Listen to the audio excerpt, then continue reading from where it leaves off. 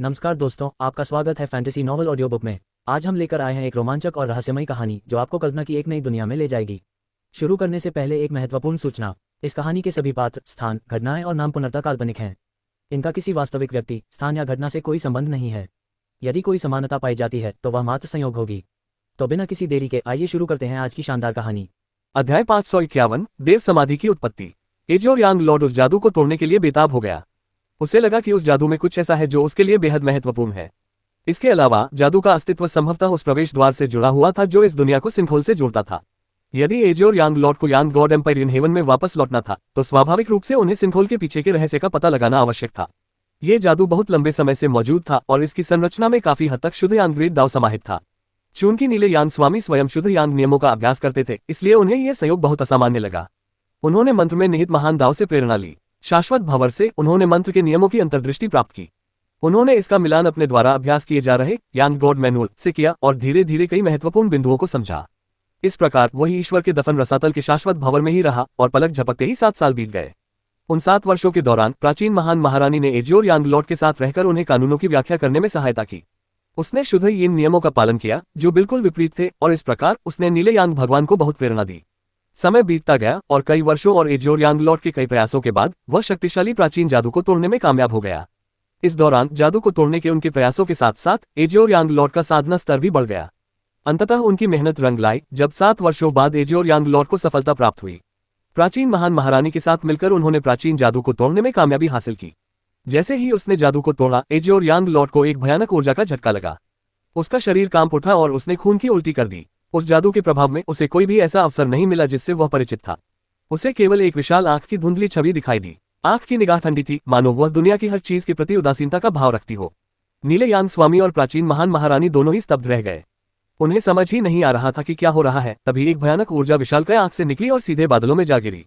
ऊर्जा ने अगम्य सागर को भेद दिया, फिर तियान युआन जगत को, और फिर उसने आकाश को भी भेद दिया। दुनिया का आकाश फटने और बिखरने लगा। स्वर्ग का टूटना और धरती का चकनाचूर होना का यही वास्तविक अर्थ था। नीले आकाश में विशाल दरारें अपनी आंखों से दिखाई दी, फिर आकाश के बड़े बड़े टुकड़े नीचे गिरने लगे। आकाश के ये टुकड़े धरती पर गिरे, पहाड़ों को चकनाचूर कर दिया और नदियों को अवरुद्ध कर दिया। इसने कई प्राचीन युद्धकला विरासतों को नष्ट कर दिया। चाहे मनुष्य हो या योद्धा, इस प्रलयकारी ऊर्जा के सामने वे नन्हे से प्रतीत हुए। उनका जीवन एक भयंकर तूफान में पानी की छोटी छोटी बूंदों के समान था। वे सब नष्ट हो गए। पल भर में संपूर्ण तियान युआन जगत में भारी संख्या में मौतें और चोटें होने लगी। एजोर यांग लॉर्ड चौंक गया। वह जानता था कि आकाश से गिरने वाले आकाश के टुकड़े असल में आकाश नहीं थे। आकाश तो अनंत था, जिसकी कोई सीमा नहीं थी। वह तियान युआन जगत को घेरे हुए किसी गोले जैसा नहीं था। आकाश के बिखरे हुए टुकड़े वास्तव में एक और जादू थे। यह एक व्यापक जादू था जिसने पूरे तियान युआन जगत को अपने घेरे में ले लिया था। इस विशाल जादू ने उस दुनिया को सील कर दिया था जिसमें तियान युआन दुनिया निवास करती थी, और इसी जादू ने नीले यांग स्वामी को 12वें स्वर्ग में वापस जाने का मार्ग खोजने से रोक दिया था। तर्कसंगत रूप से नीले यांग स्वामी की साधना के स्तर को देखते हुए वह अपने शरीर से ही पूरे ब्रह्मांड की यात्रा कर सकते थे और अनेक लोकों में विचरण कर सकते थे। एजोर यांग लॉर्ड ये समझ नहीं पा रहे थे कि कौन इतने लंबे समय तक टिकने वाले जादू से किसी दुनिया को सील करने की क्षमता रखता है। इसके लिए बहुत अधिक प्रयास की आवश्यकता थी। और उसने ये सब क्यों किया? जादू नष्ट हो गया और दुनिया में प्रकृति का संतुलन बिगड़ गया। तियान युआन दुनिया के निवासी या तो मर चुके थे या घायल हो गए थे। ये प्रलय के दृश्य जैसा लग रहा था। नीले यांग देवता ने सब कुछ देखा। उसकी सांसें फूलने लगी और उसका दिमाग कांपने लगा। उसे एहसास हुआ कि प्राचीन जादू को तोड़ने की उसकी हरकत ही इन सब घटनाओं का कारण बनी थी। ईश्वर के दफन रसातल में उसे जो मिला वह कोई प्राचीन अवसर नहीं था, बल्कि एक ऐसा बक्सा था जिसमें एक दुष्ट दानव को बंद किया गया था। दरअसल गॉडबरियल एबिस का अस्तित्व एक प्राचीन शक्तिशाली व्यक्ति के कारण था, जिसने उस दुनिया में एक दुष्ट राक्षस को सील कर दिया था जहां तियान युआन दुनिया स्थित थी। ये दुनिया महज एक पात्र थी। ईश्वर की समाधि ही वह स्थान था जहां मुहर स्थित थी, और उसने खुद उस बक्से को खोलने में 14 साल लगा दिए, जिससे उसके अंदर छिपा हुआ दुष्ट राक्षस बाहर निकल आया। यह आपदा पूरे 1 महीने तक चली और फिर धीरे धीरे समाप्त हुई। लगभग पूरी तरह से तबाह हो चुकी दुनिया को देखकर एजोर यांग लॉर्ड काफी देर तक अवाक रह गए। वह तो केवल 12 दिव्य स्वर्गों में लौटना चाहता था, लेकिन उसने ऐसी त्रासदी को जन्म दिया। अंततः उसे समझ आ गया कि उसे जादू के प्रभाव से क्यों बुलावा आ रहा था। उसने एक जानी पहचानी ऊर्जा का अनुभव किया जो वास्तव में दुष्ट राक्षस का एक जाल था। वह अनजाने में ही एक जाल में फंस गया था। विश्व मोहर हट जाने के बाद एजोर यांग लॉर्ड इस दुनिया से परे से आने वाली युआनची को महसूस कर सकते थे। वे ये भी महसूस कर सकते थे कि वे अपनी शक्ति का उपयोग करके ब्रह्मांड की यात्रा कर सकते हैं और विशाल ब्रह्मांड में वापस 12 स्वर्गों तक जाने का मार्ग खोज सकते हैं। लेकिन शायद वह वापस नहीं जा सकता था। ... जादू हट जाने के बाद ये दुनिया पहले से ही बाहरी दुनिया से जुड़ी हुई है। मुझे खुश होना चाहिए, लेकिन अब मैंने एक बहुत बड़ी गलती कर दी है। प्राचीन महान महारानी का सामना करते हुए नीले यांग स्वामी ने विलाप किया। अगर वह चला गया तो ये दुनिया बिखर जाएगी। इसके अलावा ईश्वर के अंतिम संस्कार की खाई में समाहित प्राचीन सत्ता में असीम शक्ति थी। अगर वह पूरी तरह से फिर से प्रकट हो गई तो वह 12 स्वर्गों में भी त्रासदी ला सकती थी। एजियोर यांग लॉर्ड का मानना था कि अपनी चरम अवस्था में भी वह निश्चित रूप से इस प्राचीन अस्तित्व का मुकाबला नहीं कर सकता था। उसने विशालकाय आंख को सरणी के केंद्र से बाहर निकालने में 14 साल लगाए। वास्तव में इस दुनिया की मुहर तोड़ने वाला वह आंख ही थी। प्राचीन महान महारानी ने नीले यांग स्वामी के पीछे चुपचाप खड़े रहते हुए एक शब्द भी नहीं कहा। एजियोर यांग लॉर्ड का जो भी फैसला होता वह उसका समर्थन करती। इससे पहले एजियोर यांग लॉर्ड बायगुएन से पूछताछ करने के लिए 12 एम्पायरियन हेवन में वापस जाना चाहते थे और प्राचीन महान महारानी ने चुपचाप उन्हें 12 एम्पायरियन हेवन में वापस जाने का रास्ता खोजने में मदद की थी।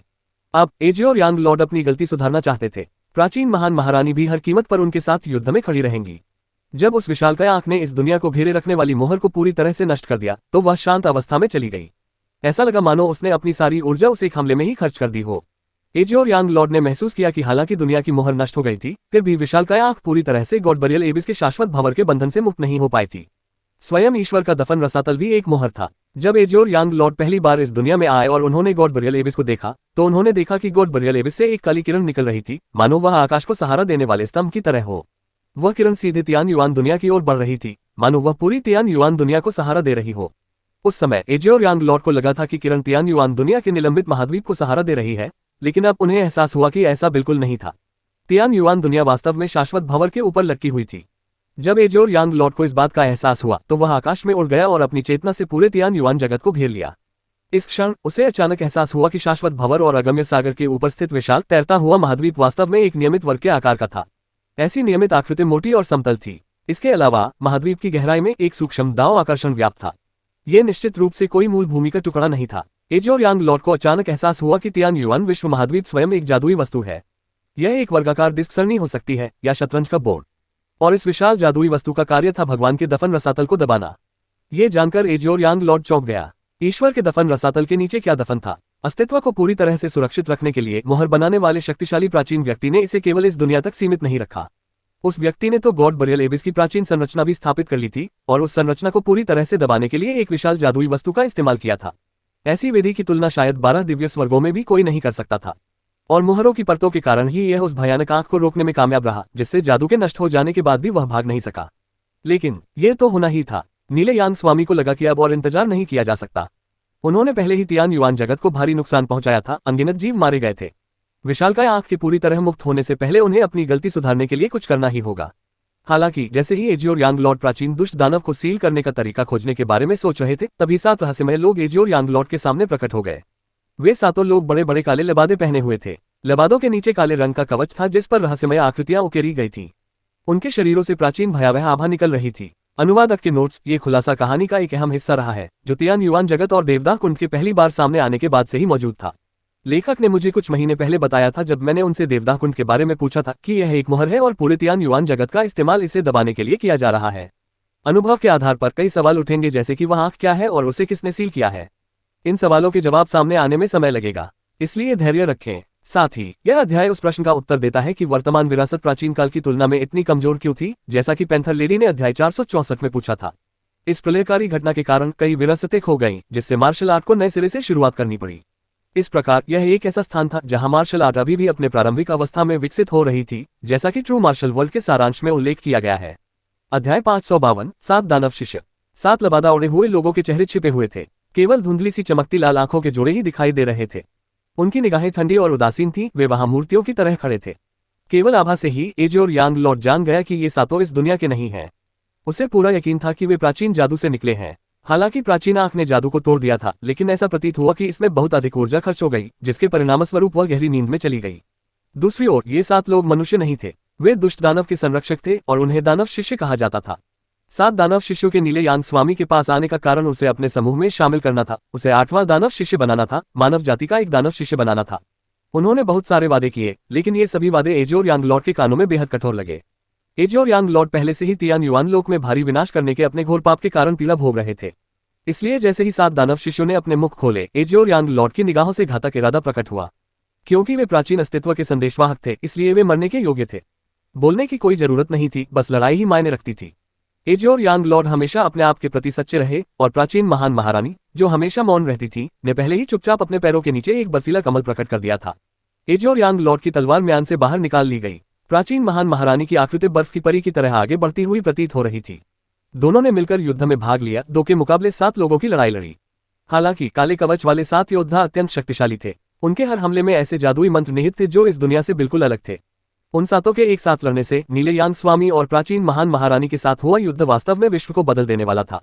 यहाँ तक कि तियान युआन जगत के लोग, जो इन घटनाओं से अनभिज्ञ थे, भी सदमे और भय से आकाश की ओर देखने लगे। पूरा आकाश काले बादलों और बिजली की कड़क से भरा हुआ था।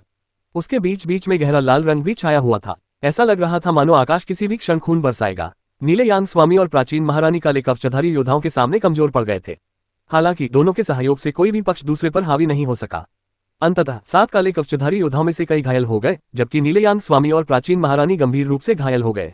युद्ध जारी रखने में असमर्थ होने के कारण उन्हें पीछे हटना पड़ा। जब एजोर यांग लॉर्ड पीछे हट गया तो 7 दानव शिष्य शाश्वत भंवर में वापस नहीं लौटे। इसके बजाय उन्होंने तियान युआन जगत में कई मार्शल परिवार, कुलों और संप्रदायों का संहार करना शुरू कर दिया। उन्होंने लोगों को अपने अधीन कर लिया और जो लोग ऐसा नहीं करते थे उन्हें मौके पर ही मार डाला जाता था। उन्होंने मारे गए योद्धाओं को दुष्ट राक्षस के लिए बलिदान और भोजन के रूप में अनंत भंवर में फेंक दिया। ऐसा प्रतीत होता था कि यह एक प्रकार की बलि थी जिससे भंवर के भीतर मौजूद प्राचीन अस्तित्व तेजी से ठीक हो सके। समय बीतने के साथ तियान युआन युग में हत्याओं का बोलबाला हो गया। लोगों को अपनी जान बचाने के लिए खुद ही संघर्ष करना पड़ा। भूमि का विघटन हो गया, लेकिन कुछ साहसी और धर्मनिष्ठ योद्धा ऐसे भी थे जो आत्मसमर्पण करने के बजाय मरना पसंद करते थे। लेकिन हर कोई ऐसा नहीं था। इस भयावह अस्तित्व के बीच कुछ लोगों को ये संदेह होने लगा कि दुनिया बदल रही है। शाश्वत भंवर में कैद अस्तित्व अब सर्वोच्च शासन करने वाला था। उनका युग उलट पलट होने और दफन होने वाला था। प्रलय के आने के साथ ही मानव स्वभाव की कुरूपता सामने आ गई। कुछ लोग ताकतवर बनने के लिए, जीवित रहने के लिए या अपने से श्रेष्ठ लोगों से बदला लेने के लिए देशद्रोही बनने को भी तैयार थे। इस प्रकार 7 दानव शिष्यों ने अपना स्वयं का गुट बनाना और विकसित करना शुरू कर दिया। जहां तक एजोर यांग लॉर्ड की बात है, इस समय उन्होंने डेसोलेट जाति की खोज की। निर्जन जाति और मानव जाति ने हमेशा अपने बीच एक स्पष्ट रेखा खींच रखी थी। वे एक दूसरे से बातचीत नहीं करते थे। मानव जाति के लिए निर्जन जाति का अस्तित्व न केवल प्राचीन और रहस्यमय था, बल्कि वे अत्यंत खतरनाक भी थे। जब तक एजोर यांग लॉर्ड ने डेसोलेट जाति का पता लगाया, तब तक स्थिति इतनी बिगड़ चुकी थी कि तियान युआन जगत की लगभग सभी मार्शल आर्ट नष्ट हो चुकी थी। दूसरी ओर डेसोलेट जाति की शक्ति लगभग पूरी तरह से संरक्षित थी। उस समय एजोर यांग लॉर्ड ने डेसोलेट जाति के डेसोलेट राजा की स्वीकृति प्राप्त कर ली थी, जिससे उन्हें उनका नेता बनने की अनुमति मिल गई थी। जादू टूटते ही दानव शिष्य बेकाबू हो गए। दुनिया विनाश के कगार पर थी। यह न केवल मानव जाति के लिए बल्कि पूरी दुनिया के लिए एक त्रासदी थी। एजोर यांग लॉर्ड और प्राचीन महान महारानी ने डेसोलेट जाति का नेतृत्व करते हुए दानव शिष्यों और उनके गुट के खिलाफ जवाबी हमला किया। हर लड़ाई में नदियों की तरह खून बहा। इसके परिणामस्वरूप अनगिनत मौतें और चोटें हुई। और इस प्रक्रिया के दौरान एजोर यांग लॉर्ड और प्राचीन महान महारानी ने मिलकर महान महारानी हृदय सूत्र का अभ्यास किया। उनके द्वारा किए गए प्रत्येक संयुक्त अभ्यास ने उन्हें बार बार सफलता प्राप्त करने में सक्षम बनाया। जैसे जैसे उनकी शक्ति बढ़ती गई, उनके मन एक हो गए। 7 दानव शिष्यों की बात करें तो वे अंततः नीले यांग स्वामी और प्राचीन महान महारानी की संयुक्त सेनाओं के सामने टिक नहीं पाए। एक भीषण अंतिम युद्ध के बाद दानव शिष्यों द्वारा स्थापित गुट का सफाया हो गया। नीले यांग स्वामी और प्राचीन महान महारानी को भारी कीमत चुकानी पड़ी और अंत में 7 दानव शिष्य भी एक एक करके मारे गए। इस भीषण युद्ध के बाद चाहे वह तियान युआन जगत हो या दिव्य वन्य भूमि की निर्जन जाति, सभी की हालत भयावह थी। लोग दुख के अथाह गड्ढे में डूब गए थे। यह अज्ञात था कि सदियों से चली आ रही कितनी मार्शल आर्ट की विरासतें नष्ट हो गईं। सैकड़ों हजारों वर्षों की विरासत वाले कई बड़े परिवार पूरी तरह से नष्ट हो गए और उनके वंशज भी नहीं बचे। युद्ध के निराशाजनक परिणाम को देखकर एजोर यांग लॉर्ड ने आह भरी। उनका जीवन उतार चढ़ाव से भरा था। यांग देव के स्वर्ग में वह पहले एक उच्च मनोबल वाले और एक देश के शासक थे। बाद में वे एक महान जगत के दिव्य स्वामी बन गए और जनता की प्रशंसा प्राप्त की। फिर साधना कक्ष में उसकी पत्नी ने उसे धोखा दिया। वांशी पर्वत पर शाहोंगक्सु के साथ युद्ध में उसे करारी हार का सामना करना पड़ा। सब कुछ होने के बाद उसके पुराने दोस्त उससे दूर होने लगे। वह अकेले ही यात्रा पर निकल पड़ा और एक गड्ढे में प्रवेश कर गया। अंततः वापस लौटने का रास्ता भटक गया। इस दुनिया में आने के बाद वह भंवर में रची गई साजिश के झांसे में आ गया और एक ऐसी गंभीर गलती कर बैठा जिसे सुधारना लगभग असंभव था। उनके जीवन को केवल अत्यंत निराशाजनक ही कहा जा सकता है। हालांकि लगातार असफलता और दुख के इस दौर के बीच उसकी मुलाकात उससे हुई। वह एक ऐसी लड़की थी जिसकी नसें प्राकृतिक रूप से निष्क्रिय थीं, लेकिन उसने कभी भी अपनी किस्मत बदलने का मौका नहीं छोड़ा था। चाहे वह हार गया हो या उसे असफलता का सामना करना पड़ा हो, चाहे उसने अरबों लोगों की मौत का कारण बनने वाली कोई गंभीर गलती की हो, या फिर उसने 7 दानव शिष्यों के साथ खूनी युद्ध में शामिल होने के लिए अपनी तलवार निकाल ली हो, वह हमेशा चुपचाप उसके पीछे पीछे चलती थी, कभी उसका साथ नहीं छोड़ती थी। अगर वह दुनिया घूमना चाहता तो वह उसके साथ यात्रा करती। अगर वह किसी खूनी युद्ध में शामिल होना चाहता तो वह युद्ध में उसका साथ देती। इन सब के बावजूद उसने कभी शिकायत नहीं की। वह उसके अंधकार में जीवन में एक तारे की तरह थी जिसने सब कुछ रोशन कर दिया था। एजोर यांग लॉर्ड को एहसास हुआ कि 12वें स्वर्ग में वापस लौटना वास्तव में कोई मायने नहीं रखता। सबसे महत्वपूर्ण बात यह थी कि वह अपने सामने मौजूद व्यक्ति का सम्मान करे। तो क्या हुआ अगर उसने सेंट्रल स्टेट डिवाइन टेरिटरी में अपनी हार की बदनामी को धो डाला? तो क्या हुआ अगर उसने बाई युइन के विश्वासघात से उपजे अपने जुनून और आक्रोश को खत्म कर दिया? एक महिला के साथ अनंत काल तक यात्रा करने पर भला और क्या चाहा जा सकता था? लेकिन जब तक उसे ये सब समझ आया तब तक बहुत देर हो चुकी थी। तियान युआन जगत की शांति केवल दिखावटी थी। 7 दानव शिष्यों को अभी अभी वश में किया गया था। वे अमर और अविनाशी प्रतीत होते थे। वे भविष्य में फिर से जागृत होंगे। इसके अलावा शाश्वत भावर में मौजूद भयानक दुष्ट दानव केवल अस्थायी रूप से सोया हुआ था। चून की जादू टूट चुका था, इसलिए एक बार जब वह जाग गया तो तियान युआन जगत में एक वास्तविक प्रलयकारी तबाही मच जाएगी। एजोर यांग लॉर्ड को पता था कि उनके पास समय कम होता जा रहा है। उनके हृदय में जो ज्ञान उदय हुआ था उसे प्राचीन महान महारानी ने पहले ही महसूस कर लिया था, जो चुपचाप उनके साथ चल रही थी। उन दोनों ने अंतिम तैयारियां शुरू कर दी। उन्होंने मिलकर महान महारानी के रहस्यमय साम्राज्य की स्थापना की। उन्होंने अपनी विरासत उसमें छोड़ दी, इस उम्मीद के साथ कि भविष्य में कोई उत्तराधिकारी उनके अधूरे मिशन को आगे बढ़ाएगा। महान महारानी के रहस्यमय क्षेत्र में नीले यांग स्वामी ने उस घास की झोपड़ी को, जहां उनकी पहली मुलाकात प्राचीन महान महारानी से हुई थी, पूरी तरह से स्थानांतरित कर दिया। घास की झोपड़ी में उनमें से एक शराब का आनंद लेते हुए तलवार लहरा रहा था, जबकि दूसरा वीणा बजा रहा था और गा रहा था। वे एक अमर जोड़े की तरह थे। एजोर यांग लॉर्ड का बेरोक टोक जीवन उतार चढ़ाव से भरा था। अत्यधिक सुख और दुख दोनों का अनुभव करने के बाद वह जानता था कि सुख प्राप्त करना कितना कठिन है। अगर वह इस पल को हमेशा के लिए कायम रख सके तो यह बेहद सुखद होगा। हालांकि चाहे वह एजोर यांग लॉर्ड हो या प्राचीन महान महारानी, वे सभी जानते थे कि ये दिन ज्यादा समय तक नहीं टिकने वाले हैं। उनके बीच एक मौन समझ थी, क्योंकि वे एक साथ गर्माहट के अंतिम क्षणों का अनुभव कर रहे थे, अपनी हर सांस को संजो रहे थे। हालांकि अंततः उन्हें इन सब का अंत करना ही पड़ा। घास की झोपड़ी छोड़ने के बाद एजोर यांग लॉर्ड ने एक पैराग्राफ लिखा, जिसमें उन्होंने केवल यही कामना की कि वे और महान महारानी सामान्य जीवन जी सके और अपने बाल सफेद होने तक एक दूसरे का साथ निभा सके। काश ये सब खत्म हो जाए। उसके बाद नीले यांग स्वामी और प्राचीन महान महारानी ने हाथ में हाथ डालकर शाश्वत भंवर में प्रवेश किया, ताकि पहले से टूटी हुई मुहर की मरम्मत की जा सके। वह स्मृति वहीं समाप्त हो गई, क्योंकि उनमें से कोई भी कभी वापस नहीं लौटा। लिन शिंटोग इस समय तक जाग चुकी थी। उसे नहीं पता था कि इसके बाद क्या हुआ। उसे ये भी नहीं पता था कि नीले यांग स्वामी और प्राचीन महान महारानी को शाश्वत भंवर के भीतर मौजूद शक्ति ने मार डाला था, या उन्होंने दुष्ट दानव को कैद करने के लिए एक जादू रचने में अपने प्राणों का बलिदान कर दिया था। प्राचीन महान महारानी और नीले यांग स्वामी के जीवन को याद करते हुए उनके मन में गहरे दुख और आनंद के भाव उमड़ आए। और अब उससे और ये उनको अपनी विरासत के साथ साथ अपनी विरासत भी मिल गई थी। अध्याय 553, छठा स्तर। ये यून और लिन शिंटोग दोनों चित्रों के सामने चुपचाप और गहन चिंतन में खड़ी थीं। अभी अभी जब वे दोनों अपने अपने लंबे स्वप्न में लीन थे, तब उन्होंने नीले यांग स्वामी और प्राचीन महान महारानी के जीवन का अनुभव किया था। उन्होंने प्राचीन दंपत्ति की दृष्टि से इस संसार को देखा था और ये यांग नियमों को समझा था। ये यून और लिन शिंटोग दोनों के लिए यह एक दुर्लभ अवसर था। दोनों ने एक दूसरे की आंखों में देखा। उन्हें लगा कि उन्होंने महान महारानी हृदय सूत्र की अपनी समझ को और गहरा कर लिया है, और यदि वे अब साधना शुरू कर दें तो उन्हें जेड मज्जा आध्यात्मिक ऊर्जा और 9 यांग आध्यात्मिक ऊर्जा की साधना में सफलता प्राप्त करने में अधिक समय नहीं लगेगा। किसने सोचा होगा कि तियान युआन जगत में इतना बड़ा रहस्य छिपा है। जिस जगत में हम हैं वह महज एक बंद पात्र है, और देव समाधि में स्थित शाश्वत भंवर ही इस बंद का मूल है। तियान युआन जगत एक विशाल जादुई वस्तु मात्र है, जिसका उपयोग दमन और सील करने के लिए किया जाता है। ये यून को आज भी तियान युआन लोक में अपने पहले आगमन की याद थी। यह अगम्य सागर के ऊपर तैर रहा था और इसके किनारे चिकने और खड़ी चट्टानों जैसे थे। दूर से देखने पर वे क्षितिज पर फैली अनंत दिव्य दीवारों की तरह प्रतीत होते थे। उस समय ये यून तियान युआन दुनिया की भव्य उपस्थिति से चकित रह गया था, लेकिन अब उसे एहसास हुआ कि यह एक जादुई वस्तु थी। ईश्वरीय समाधि में स्थित प्राचीन दुष्ट दानव अत्यंत भयानक है। उसे पुनः सील करने के लिए यहाँ तक कि एजोर यांग लॉर्ड और प्राचीन महान महारानी भी वहां से जाने के बाद कभी वापस नहीं लौटे। वे अंततः सील करने में असफल रहे, और अब यह मिशन हमारे कंधों पर आ गया है। लिन शिंटोग ने आह भरी। उसकी आंखों में कुछ संकोच था, लेकिन वह पहले से कहीं अधिक दृढ़ निश्चय भी थी। महान महारानी के रहस्यमय क्षेत्र में उन्हें अपनी स्वाभाविक रूप से समाप्त हो चुकी नारियों को जोड़ने का मार्ग मिल गया था। प्राचीन महान महारानी उनके लिए गुरु समान थी। स्वाभाविक रूप से वह प्राचीन महान महारानी द्वारा सौंपे गए इस महत्वपूर्ण कार्य को अधूरा नहीं छोड़ सकती थी। इसके अलावा लिन परिवार तियान युआन लोक में था, चाहे वह सुजी हो या कुलमाता लिन, ये उनके अलावा वे सभी लिन शिंटोग के सबसे प्रिय थे। तियान युआन लोक के विनाश को वह चुपचाप नहीं देख सकती थी। लिन शिंटोग ने ये यून की ओर देखा। उसने गौर किया कि वह चुप था और उसकी आंखें बंद थीं, मानो वह अपने सामने देखी गई हर बात को समझने की कोशिश कर रहा हो।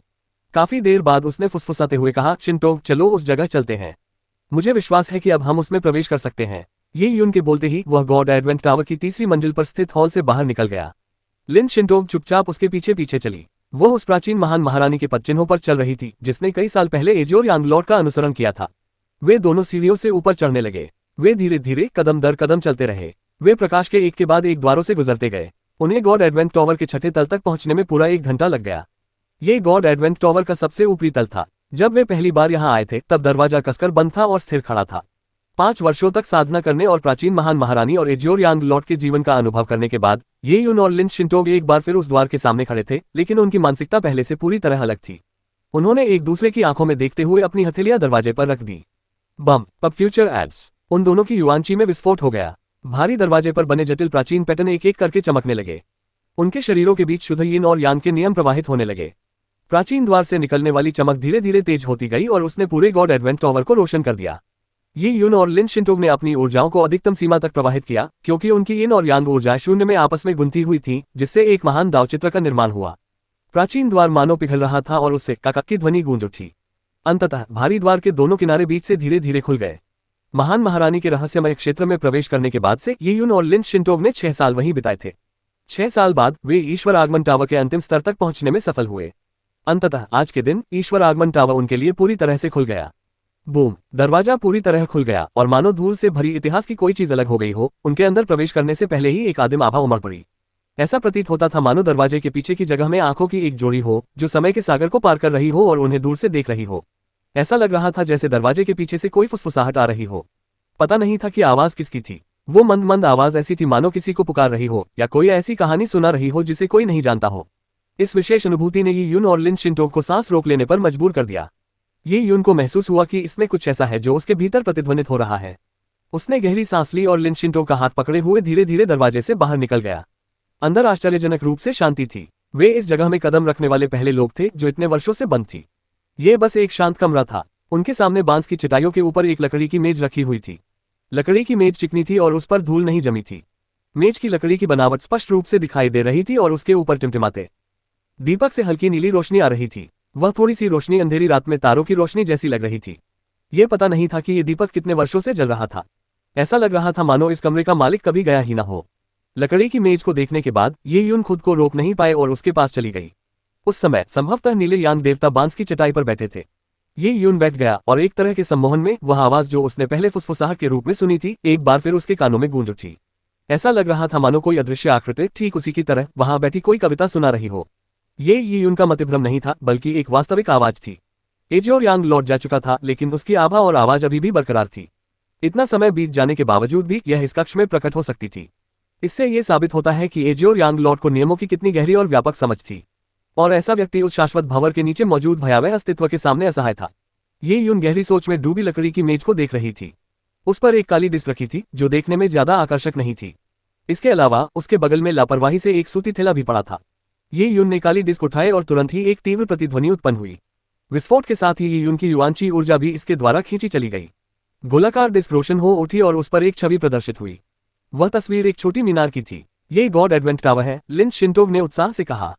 ये यून भी आश्चर्यचकित था। इस गोलाकार डिस्क ने गॉड एडवेंट टावर को प्रक्षेपित किया था और इसे ध्यान से महसूस करने पर वह और भी अधिक आश्चर्यचकित हो गया। ये वृत्ताकार डिस्क गॉड एडवेंट टावर की कोर डिस्क सरणी थी। एजियोर यांग टोकन हाथ में लेकर ये यून ने अपनी सारी चेतना डिस्क एरे में समाहित कर ली। अचानक उसने महसूस किया कि उसकी चेतना गॉड एडवेंट टावर के हर कोने में फैल गई है। गॉड एडवेंट टावर के भीतर की हर चीज अब उसकी उंगलियों पर थी। यह अनुभूति बेहद अद्भुत थी। क्या गॉड एडवेंट टावर का केंद्र यही स्थित है? लिन शिंटोग ने सवाल पूछकर स्पष्ट रूप से अंदाजा लगा लिया था। ये यून ने सिर हिलाया और उसकी आंखों में थोड़ी सी उत्तेजना देखी जा सकती थी। पहले उससे विरासत में जो कुछ मिला था उससे वह गॉड एडवेंट टावर के केवल एक छोटे से हिस्से को ही नियंत्रित कर पाता था, लेकिन इस डिस्क एरे के साथ वह पूरे गॉड एडवेंट टावर को पूरी तरह से नियंत्रित करने में सक्षम होगा। जब तक वह इस डिस्क एरे को परिष्कृत करता रहेगा तब तक वह गॉड एडवेंट टावर का सच्चा स्वामी बन जाएगा। गॉड एडवेंट टावर केवल परीक्षाओं का स्थान ही नहीं था, बल्कि यह एक अमर गुफा होने के साथ साथ एक जादुई वस्तु भी थी। जब ये यून पर्याप्त रूप से शक्तिशाली हो गया तो वह और लिन शिंटोग गॉड एडवेंट टावर को शक्ति प्रदान कर सकते थे, सूर्य और चंद्रमा को सील कर सकते थे, पहाड़ों और नदियों को दबा सकते थे। फिर उन्हें चाहे जैसे भी दुश्मनों का सामना करना पड़े वे उन्हें पूरी तरह से घेर कर दबाने में सक्षम होंगे। अध्याय 554 ड्रेको का पहला सच्चा सोना। लकड़ी की मेज पर गॉड एडवेंट टावर के डिस्क एरे के बगल में एक सूती थैला था जिसे एजियोर यांग लॉर्ड और प्राचीन महान महारानी ने पीछे छोड़ दिया था, और उस सूती थैले के बगल में नक्काशीदार लाख की लकड़ी का एक बक्सा था। ये यून को हल्का सा आभास हो रहा था कि लकड़ी के बक्से और सूती थैले में रखी वस्तुएं बेहद असाधारण थीं। पहले लोगों ने अनुमान लगाया था कि रहस्यमयी लोक में एक महान महारानी का तहखाना है, और अगर वह गलत नहीं था तो शायद यही वह तहखाना था। हालांकि तिजोरी लोगों के अनुमान से बिल्कुल अलग थी। तिजोरी में रखे खजाने की संख्या तो सीमित थी, लेकिन हर खजाना बेहद कीमती था। ये यून ने लकड़ी का बक्सा खोला। लाखों वर्षों के बाद बक्से के खुलने से पहली बार एक धुंधली बर्फीली नीली आकृति निकली। जैसे ही बर्फीली धुंध उठी उसने शून्य को धुंधला कर दिया। ये यून ने अपनी नजरें केंद्रित की और उसने देखा कि लकड़ी के बक्से में एक हेयरपिन थी। वह हेयरपिन देखने में क्रिस्टल से तराशी हुई प्रतीत हो रही थी। हेयरपिन के एक सिरे पर नीली चिड़िया की सजीव आकृति बनी हुई थी जो देखने में बेहद जटिल लग रही थी, और दूसरा सिरा रहस्यमय रूनिक रेखाओं से ढका हुआ था। ये हेयरपिन जाहिरा तौर पर एक अनमोल वस्तु थी। ये यून ने उस हेयरपिन को देखा और उससे लगा कि दरवाजे के बाहर खड़े होने के दौरान उसे जो निगाह महसूस हो रही थी वह इसी हेयरपिन से आ रही थी। जब वह हेयरपिन हाथ में लेता था तो उसे ऐसा महसूस होता था मानो कोई उसे देख रहा हो। ये यून ने अपनी दृष्टि को उस हेयरपिन में गहराई से समाहित किया और उसे एहसास हुआ कि उसमें प्राचीन महान महारानी की आभा समाहित है। प्राचीन महान महारानी द्वारा अभ्यास किए गए शुद्ध ये नियम ये यून द्वारा अभ्यास किए गए नियमों से भिन्न थे, इसलिए उसे उसमें निहित गहनता को पूरी तरह से समझना कठिन लगा। ये हेयरपिन प्राचीन महान महारानी द्वारा छोड़ा गया एक अनमोल खजाना है। शिंटोक, तुम इसे परिष्कृत कर सकती हो। ये यून ने हेयरपिन लिन शिंटोक को सौंप दिया, जिस पर उसने सिर हिलाकर हेयरपिन ले लिया। उस हेयरपिन की आभा को लिन शिंटोक भी नहीं समझ पा रही थी। उसे हल्का सा आभास हो रहा था कि प्राचीन महारानी ने उस हेयरपिन में बहुत सारा आध्यात्मिक आकर्षण और ज्ञान समाहित कर रखा है। इससे हेयरपिन पिन में कुछ आध्यात्मिक गुण आ गए, जिसके परिणामस्वरूप लोगों को ऐसा महसूस होने लगा कि कोई उन्हें देख रहा है। इस बात को नजरअंदाज करते हुए कि उस हेयरपिन को स्वयं एक दाव वस्तु के रूप में इस्तेमाल किया जा सकता था, केवल उसे पहनने मात्र से ही व्यक्ति को उसके भीतर छिपे आकर्षणों का ज्ञान प्राप्त हो सकता था। लिन शिंटो के लिए यह एक बहुत बड़ा अवसर था। हेयरपिन के बाद ये यून ने अपना ध्यान छोटे सूती बैग की ओर मोड़ा। सूती थैला हथेली के आकार का था और हाथ में हल्का महसूस हो रहा था। जब ये यून ने ध्यान से देखा तो उसे एहसास हुआ कि उस सूती थैले के भीतर एक विशाल स्वतंत्र स्थान समाहित है। यह एक कॉस्मोस बैग था। कॉस्मोस बैग अंतरस्थानिक छल्लों के समान था और इसका उपयोग बहुमूल्य वस्तुओं को रखने के लिए किया जाता था। हालांकि कई अंतरस्थानिक वलयों का जीवन काल सीमित होता है। वलय की गुणवत्ता के अनुसार हजारों वर्षों के बाद अंतरस्थानिक वलय के भीतर का स्थान अस्थिर हो जाता है और अंततः वह पूरी तरह से बिखर जाता है। लेकिन ये उनके हाथ में मौजूद कॉस्मोस बैग नष्ट नहीं होगा। अरबों वर्षों के बाद भी यह नष्ट नहीं होगा। चूंकि कॉस्मोस बैग अब मालिकहीन था, इसलिए जब ये यून ने अपनी चेतना को उसमें समाहित किया तो वह उसे आसानी से खोल सका। कॉस्मोस बैग के अंदर का स्थान बहुत विशाल था। ये यून के पास मौजूद अंतरस्थानिक वलयों से हजारों गुना बड़ा था। हालांकि एक वस्तु को छोड़कर ये लगभग खाली था। वह वस्तु लगभग 7 फीट ऊंची थी। वह सीधी खड़ी थी और देखने में किसी नक्काशी के लिए इस्तेमाल की जाने वाली पत्थर की मूर्ति जैसी लग रही थी। पत्थर की मूर्ति की सतह पर सुंदर रूनिक पैटर्न बने हुए थे जो ज्वालाओं से मिलते जुलते थे। इस समय ये यून को शुद्ध यांग नियमों की गहरी समझ थी। उन्हें बस एक नजर में ही एहसास हो गया कि ये ज्वाला जैसी आकृतियां इसलिए बनी है क्योंकि इस पत्थर को शुद्ध यांग भूमि में रखा गया था। लाखों वर्षों के बाद शुद्ध यांग के महान दाव ने स्वाभाविक रूप से इस पर आकृतियां बना दी थीं। ये यून ने पत्थर को हल्के से हाथ से छूते हुए कुछ विचार किए। पत्थर भारी और कठोर था, लेकिन जैसे ही ये यून की उंगलियों ने उसे छुआ, उसकी सतह पर कई दरारें दिखाई दी। पा पा पा जैसे जैसे दरारों की संख्या बढ़ती गई और वे स्पष्ट होती गईं, हल्की चटकने की आवाजें गूंजने लगीं। वे मकड़ी के जाले जैसी दिख रही थीं। ओह! लिन शिंटोग घबरा गई। यह अजीब पत्थर स्वाभाविक रूप से एक अनमोल खजाना था जिसे यहाँ रखा गया था, लेकिन ये उनके छूते ही यह क्यों चटक गया? कोई चिंता नहीं। ये यून ने हाथ हिलाया और उस विचित्र पत्थर को ध्यान से देखने लगा। शुद्ध यांग नियमों के बारे में उसकी समझ स्वाभाविक रूप से लिन शिंटोग से कहीं अधिक गहरी थी। चूंकि यह एक दिव्य वस्तु थी जो सर्वोच्च यांग भूमि में जन्म लेने का परिणाम थी, इसलिए वह सब कुछ जानता था। दरारों की संख्या बढ़ती गई और वे बड़ी होती गईं। कुछ सेकंड बाद दरारों से सुनहरी रोशनी निकली। इन किरणों ने आकाश में इंद्रधनुष का निर्माण किया और यह बेहद खूबसूरत था। पा पा पा सुनहरी रोशनी के साथ साथ दरार वाले पत्थर की बाहरी परतें उतरने लगीं। बाहरी परतें जैसे ही जमीन पर गिरी, वे सफेद धूल में बदल गईं और जमीन पर बिखर गईं। तेज किरणों के कारण लिन शिंटोग को अपनी आंखें सिकोड़ने के लिए मजबूर होना पड़ा। अंततः पत्थर की सभी बाहरी परतें गिर गईं और एक अजीब सी वस्तु जमीन पर जा गिरी। वह अनोखी वस्तु लगभग 3 फीट लंबी थी। वह पूरी तरह चिकनी थी और देखने में किसी भ्रूण की तरह लग रही थी जो अपनी मां के गर्भ में सिकुड़ा हुआ हो। ये गहरे सुनहरे रंग का था, ये बेहद भारी लग रहा था और इसमें धातु जैसी बनावट थी, तो ये भ्रूण जैसा कैसे दिख सकता था? यह क्या है? लिन शिंटोग ने पूछे बिना नहीं रह सकी। अत्यंत दिव्य यांग भूमि से पोषित एक दिव्य वस्तु। ये यून ने धीरे से गहरे सुनहरे रंग की वस्तु को छुआ और उसके भीतर मौजूद दाव पैटर्न को ध्यान से महसूस किया। इस दुनिया में अत्यधिक यांग भूमि के उदाहरण शुद्ध यांग लावा की सबसे गहरी गहराइयां या विशेष तारों के केंद्र थे। इन क्षेत्रों में शुद्ध यांग ऊर्जा अकल्पनीय रूप से प्रबल थी। शुद्ध यांग नियमों में निपुण एक शक्तिशाली गुरु भी यदि ऐसे स्थान में प्रवेश करे तो राख हो सकता है। हालांकि कुछ दिव्य वस्तुएं ऐसी भी थीं जो अपने परिवेश के सार को अवशोषित कर सकती थीं और धीरे धीरे स्वयं को आकार दे सकती थीं। लाखों वर्षों तक शुद्ध यांग ऊर्जा के परिष्करण के बाद ये अनमोल खजाने गुणवत्ता और मूल्य के एक अकल्पनीय स्तर तक पहुंच गए। अगर मैं गलत नहीं हूं तो ये ड्रेको का पहला सच्चा सोना है, ये यून ने समझाया, क्योंकि वह लिन शिंटोग से भी अधिक शुद्ध यांग दाव के बारे में जानता था। Draco first true gold. Lin Xintong दंग रह गई। जब उसने दोबारा उस कीमती वस्तु को देखा तो उसकी आंखों में एक चमक आ गई। इस स्तर की दिव्य वस्तु किसी किंवदंती के समान थी। एक विचित्र पत्थर जो चरम यांग भूमि में स्वयं को परिष्कृत करते हुए संसार के सार को अवशोषित कर लेता है, एक प्राकृतिक दाव प्रतीक का निर्माण करता है जो सबसे आदिम नियमित रूप से मिलता जुलता है। फिर वह विचित्र पत्थर स्वयं को शुद्ध करके सच्चे सोने में परिवर्तित हो जाता है। इसे ही तथाकथित गोल्डन टच कहा जाता था। Draco first true gold golden touch का अनुभव करने का चरम बिंदु था। ये सामग्री सचमुच एक अनमोल रत्न है। अगर इसे हथियार बनाने में इस्तेमाल किया जाए तो यह एक दिव्य कलाकृति बन जाएगी। दुर्भाग्य से इसे परिष्कृत करना बहुत मुश्किल है। लिन शिंटोग ने धीरे से अपना सिर हिलाया। चाहे वह हो या ये यून, उनके लिए ड्रेको फर्स्ट ट्रू गोल्ड को परिष्कृत करना संभव नहीं था। एक प्राकृतिक दिव्य वस्तु जो एक अत्यंत यांग भूमि में शुद्ध यांग दिव्य अग्नि में परिष्कृत होने के बाद बनी थी, उसे उन दोनों द्वारा कैसे परिष्कृत किया जा सकता था। इस तरह की वस्तु बहुत मूल्यवान है, लेकिन हम फिलहाल इसका उपयोग नहीं कर सकते। उद्धरण चिन्ह। लिन शिंटोग के ऐसा कहते ही ये यून गहरी सोच में डूबे ड्रेको फर्स्ट ट्रू गोल्ड के सामने खड़े हो गए। उन्होंने ड्रेको फर्स्ट ट्रू गोल्ड की सतह पर बने दाव प्रतीकों को धीरे से छुआ। कुछ देर बाद उनकी आंखों में एक अजीब सी चमक दिखाई दी। उन्होंने प्रसन्नतापूर्वक कहा, इसे परिष्कृत करने की कोई आवश्यकता नहीं है। मैं इसका उपयोग करना जानता हूँ। यह पहले से ही एक दिव्य वस्तु है जो अत्यधिक यांग अग्नि से प्रवर्धित है। इसका मूल्य अतुलनीय है। अध्याय 555 सच्चे सोने को परिष्कृत करना। ये यून की बात सुनकर लिन शिंटोग ने आश्चर्य से उसकी ओर देखा। उसे ऐसी दिव्य वस्तु के बारे में कुछ भी समझ नहीं था।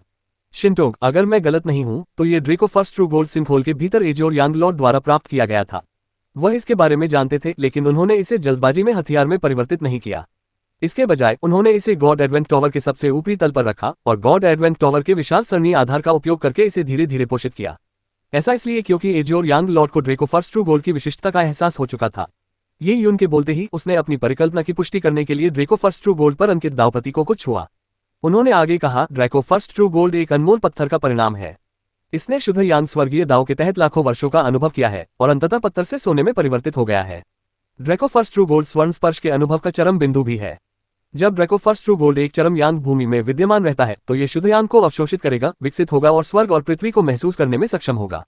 धीरे धीरे ट्रू गोल्ड मांस और रक्त को जन्म देगा। जब ऐसा होगा तो ड्रेको फर्स्ट ट्रू गोल्ड स्वयं जीवन धारण कर लेगा। भविष्य में जब ड्रेको फर्स्ट ट्रू गोल्ड जीवित हो उठेगा तो उसके शरीर में एक दिव्य दाव शरीर वाला भ्रूण होगा जो उत्कृष्टता का एक अद्वितीय व्यक्ति होगा। ये यून की बात सुनकर लिन शिंटोग दंग रह गई। तुम्हारा मतलब है हमारे सामने मौजूद ड्रेको फर्स्ट ट्रू गोल्ड ने पहले ही मांस और खून का शरीर पैदा कर दिया है। संभवतः यह मेरी अनुभूति के कारण हुआ है, ये यून ने एक निश्चित लहजे में कहा। एक कीमती पत्थर के बीच में ड्रेको फर्स्ट ट्रू गोल्ड था। ट्रू गोल्ड में मांस और खून का एक शरीर था। यह एक दिव्य शरीर के समान था जो स्वर्ग और पृथ्वी के नियमों से स्वाभाविक रूप से निर्मित हुआ था। इसने सृष्टि की चमत्कारी शक्ति को प्रदर्शित किया। अगर सचमुच इस सच्चे सोने के भीतर मांस और रक्त का शरीर है तो इसे हथियार में बदलना सरासर व्यर्थ होगा। लिन शिंटोग ने सिर हिलाया। वह जानती थी कि यून के आत्मविश्वास से उसने इस कीमती पत्थर का उपयोग करने का तरीका खोज लिया होगा। ये यून ने कहा, बेशक अगर मेरा अनुमान सही है तो जब एजोर यांग लॉर्ड ने ड्रेको फर्स्ट ट्रू गोल्ड प्राप्त किया था तब तक उसने मांस और रक्त का शरीर तो विकसित कर लिया था, लेकिन वह अभी परिपक्व नहीं था, इसलिए वह एजोर यांग लॉर्ड के लक्ष्यों को प्राप्त करने में असमर्थ था। नीले यांग स्वामी ने इसे ईश्वर आगमन टावर के सबसे ऊपरी तल पर लाखों वर्षों तक विशाल ऊर्जा प्रणालियों द्वारा पोषित होने के लिए छोड़ दिया था। जहां एक ओर इसे शुद्ध यांग ऊर्जा प्रदान की गई, वहीं दूसरी ओर इसमें कुछ चरम यीन ऊर्जा भी डाली गई, जिससे ये यांग एक दूसरे के पूरक बन गए और परिणामस्वरूप एक अद्वितीय दाव भ्रूण का निर्माण हुआ। कम से कम लाखों वर्षों के पोषण के साथ ये दाव भ्रूण पहले ही आकार ले चुका है और इसके गर्भ धारण से पहले नीले यांग भगवान ने दाव भ्रूण में एक आध्यात्मिक छाप छोड़ी थी। इस आध्यात्मिक छाप के साथ एक बार जब दाव भ्रूण आकार ले लेगा तो यह एक उत्कृष्ट अवतार बन जाएगा। ये यून को इस बात का पूरा यकीन इसलिए था क्योंकि उसने ड्रेको फर्स्ट ट्रू गोल्ड दाव भ्रूण के भीतर एजोर यांग लॉर्ड की आध्यात्मिक छाप को पहले ही महसूस कर लिया था। यदि आध्यात्मिक छाप न होती तो ड्रेको फर्स्ट ट्रू गोल्ड दाव भ्रूण को अपनी बुद्धि विकसित करने में कुछ मिलियन वर्षों से कहीं अधिक समय लगता, और एक बार आध्यात्मिक छाप स्थापित हो जाने पर यह दाव भ्रूण नीले यांग भगवान के साथ एक हो जाएगा और दाव भ्रूण की अपनी बुद्धि का निर्माण नहीं होगा। हालांकि एजोर यांग लॉर्ड के शाश्वत भंवर में विलीन हो जाने के साथ साथ लाखों वर्षों के बीत जाने से दाव भ्रूण के भीतर एजोर यांग लॉर्ड की आध्यात्मिक छाप पूरी तरह से क्षीण हो चुकी थी। चेतना का एक सूत्र जीवन की अग्नि के समर्थन के बिना अस्तित्व में नहीं रह सकता, खासकर इतने लंबे समय तक अपने मुख्य शरीर से अलग रहने के बाद। ये यून, तुम्हारे कहे अनुसार यदि तुम अपनी चेतना को दाव भ्रूण में स्थापित कर दो तो क्या ड्रेको फर्स्ट ट्रू गोल्ड तुम्हारा अवतार नहीं बन जाएगा? लिन शिंटोग समझ गई थी कि ये यून किस ओर इशारा कर रही है। एक बार जब ये यून को दाव भ्रूण अवतार के रूप में मिल जाएगा तो ये यून के लिए अत्यंत लाभकारी होगा। नियमों को समझने से प्राप्त अंतर्दृष्टियों को नजरअंदाज करते हुए केवल दाव भ्रूण की शक्ति ही अत्यंत शक्तिशाली होगी। ये यून ने सिर हिलाते हुए कहा, हाँ, ये दाव भ्रूण नीले यांग भगवान द्वारा भविष्य के लोगों के लिए छोड़ी गई एक महान विरासत है। जब एजोर यांग लॉर्ड प्राचीन अस्तित्व को सील करने के लिए देवदफन रसातल में स्थित शाश्वत भंवर में प्रवेश कर रहे थे तब तक ड्रेको प्रथम सच्चा स्वर्ण साकार नहीं हुआ था। इतने रहस्यमय खजाने के लिए साकार होना बहुत धीमी प्रक्रिया थी। समय मंत्र से भी इसकी गति नहीं बढ़ाई जा सकती थी। समय मंत्र स्वयं को समय के सामान्य प्रवाह से अलग कर लेते हैं और इस प्रकार वे ड्रेको प्रथम सच्चे स्वर्ण की स्वर्ग और पृथ्वी के दिव्य मार्ग को महसूस करने की क्षमता को भी अलग कर देते हैं। एजोर यांग लॉर्ड लाखों वर्षों के बीतने का इंतजार नहीं कर सके, इसलिए उन्होंने ड्रेको फर्स्ट ट्रू गोल्ड को यहीं छोड़ दिया जिससे भविष्य के लोगों को एक अवसर मिल सके। अब लाखों वर्षों के बाद जब ये यून और लिन शिंटोग यहाँ पहुंचे तब तक वह साकार रूप धारण कर चुका था। ड्रैको फर्स्ट ट्रू गोल्ड एक अत्यंत शक्तिशाली यांग वस्तु थी और इसे केवल यी यून द्वारा ही परिष्कृत किया जा सकता था। यदि लिन शिंटोग अपनी शुद्ध यीन ऊर्जा का उपयोग करके इस वस्तु को नियंत्रित करती तो संभवतः वह स्वयं को चोट पहुंचा लेती। यी यून ने अपना हाथ दाव भ्रूण के माथे पर रखा और अपनी चेतना का एक अंश निकालकर उसे ड्रैको फर्स्ट ट्रू गोल्ड में समाहित कर दिया। सच्चे स्वर्ण के भीतर एक भ्रूण की नाड़ियां, अंग और रक्त वाहिकाएं पहले ही बन चुकी थीं। यी यून की चेतना ने उन नारियों का अनुसरण किया और स्वयं को ड्रैको प्रथम सच्चे स्वर्ण दाव भ्रूण के आत्मा सागर में स्थापित कर लिया। यी यून की चेतना के उसमें प्रवेश करते ही नीले यांग स्वामी द्वारा छोड़ी गई मुरझाई हुई चेतना ने अपना कार्य पूरा कर लिया। वह धीरे धीरे राख में तब्दील होने लगी, ठीक वैसे ही जैसे कोई सड़ती हुई सूखी लकड़ी। नीले यांग स्वामी की चेतना को विलीन होते देख यी यून भावविभोर हो गया। एक युग की अद्वितीय हस्ती इस प्रकार राख में परिवर्तित हो रही थी।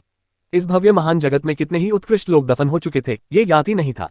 यी यून ने दाव के भ्रूण की ओर मुख किया और उसे गहरा प्रणाम किया।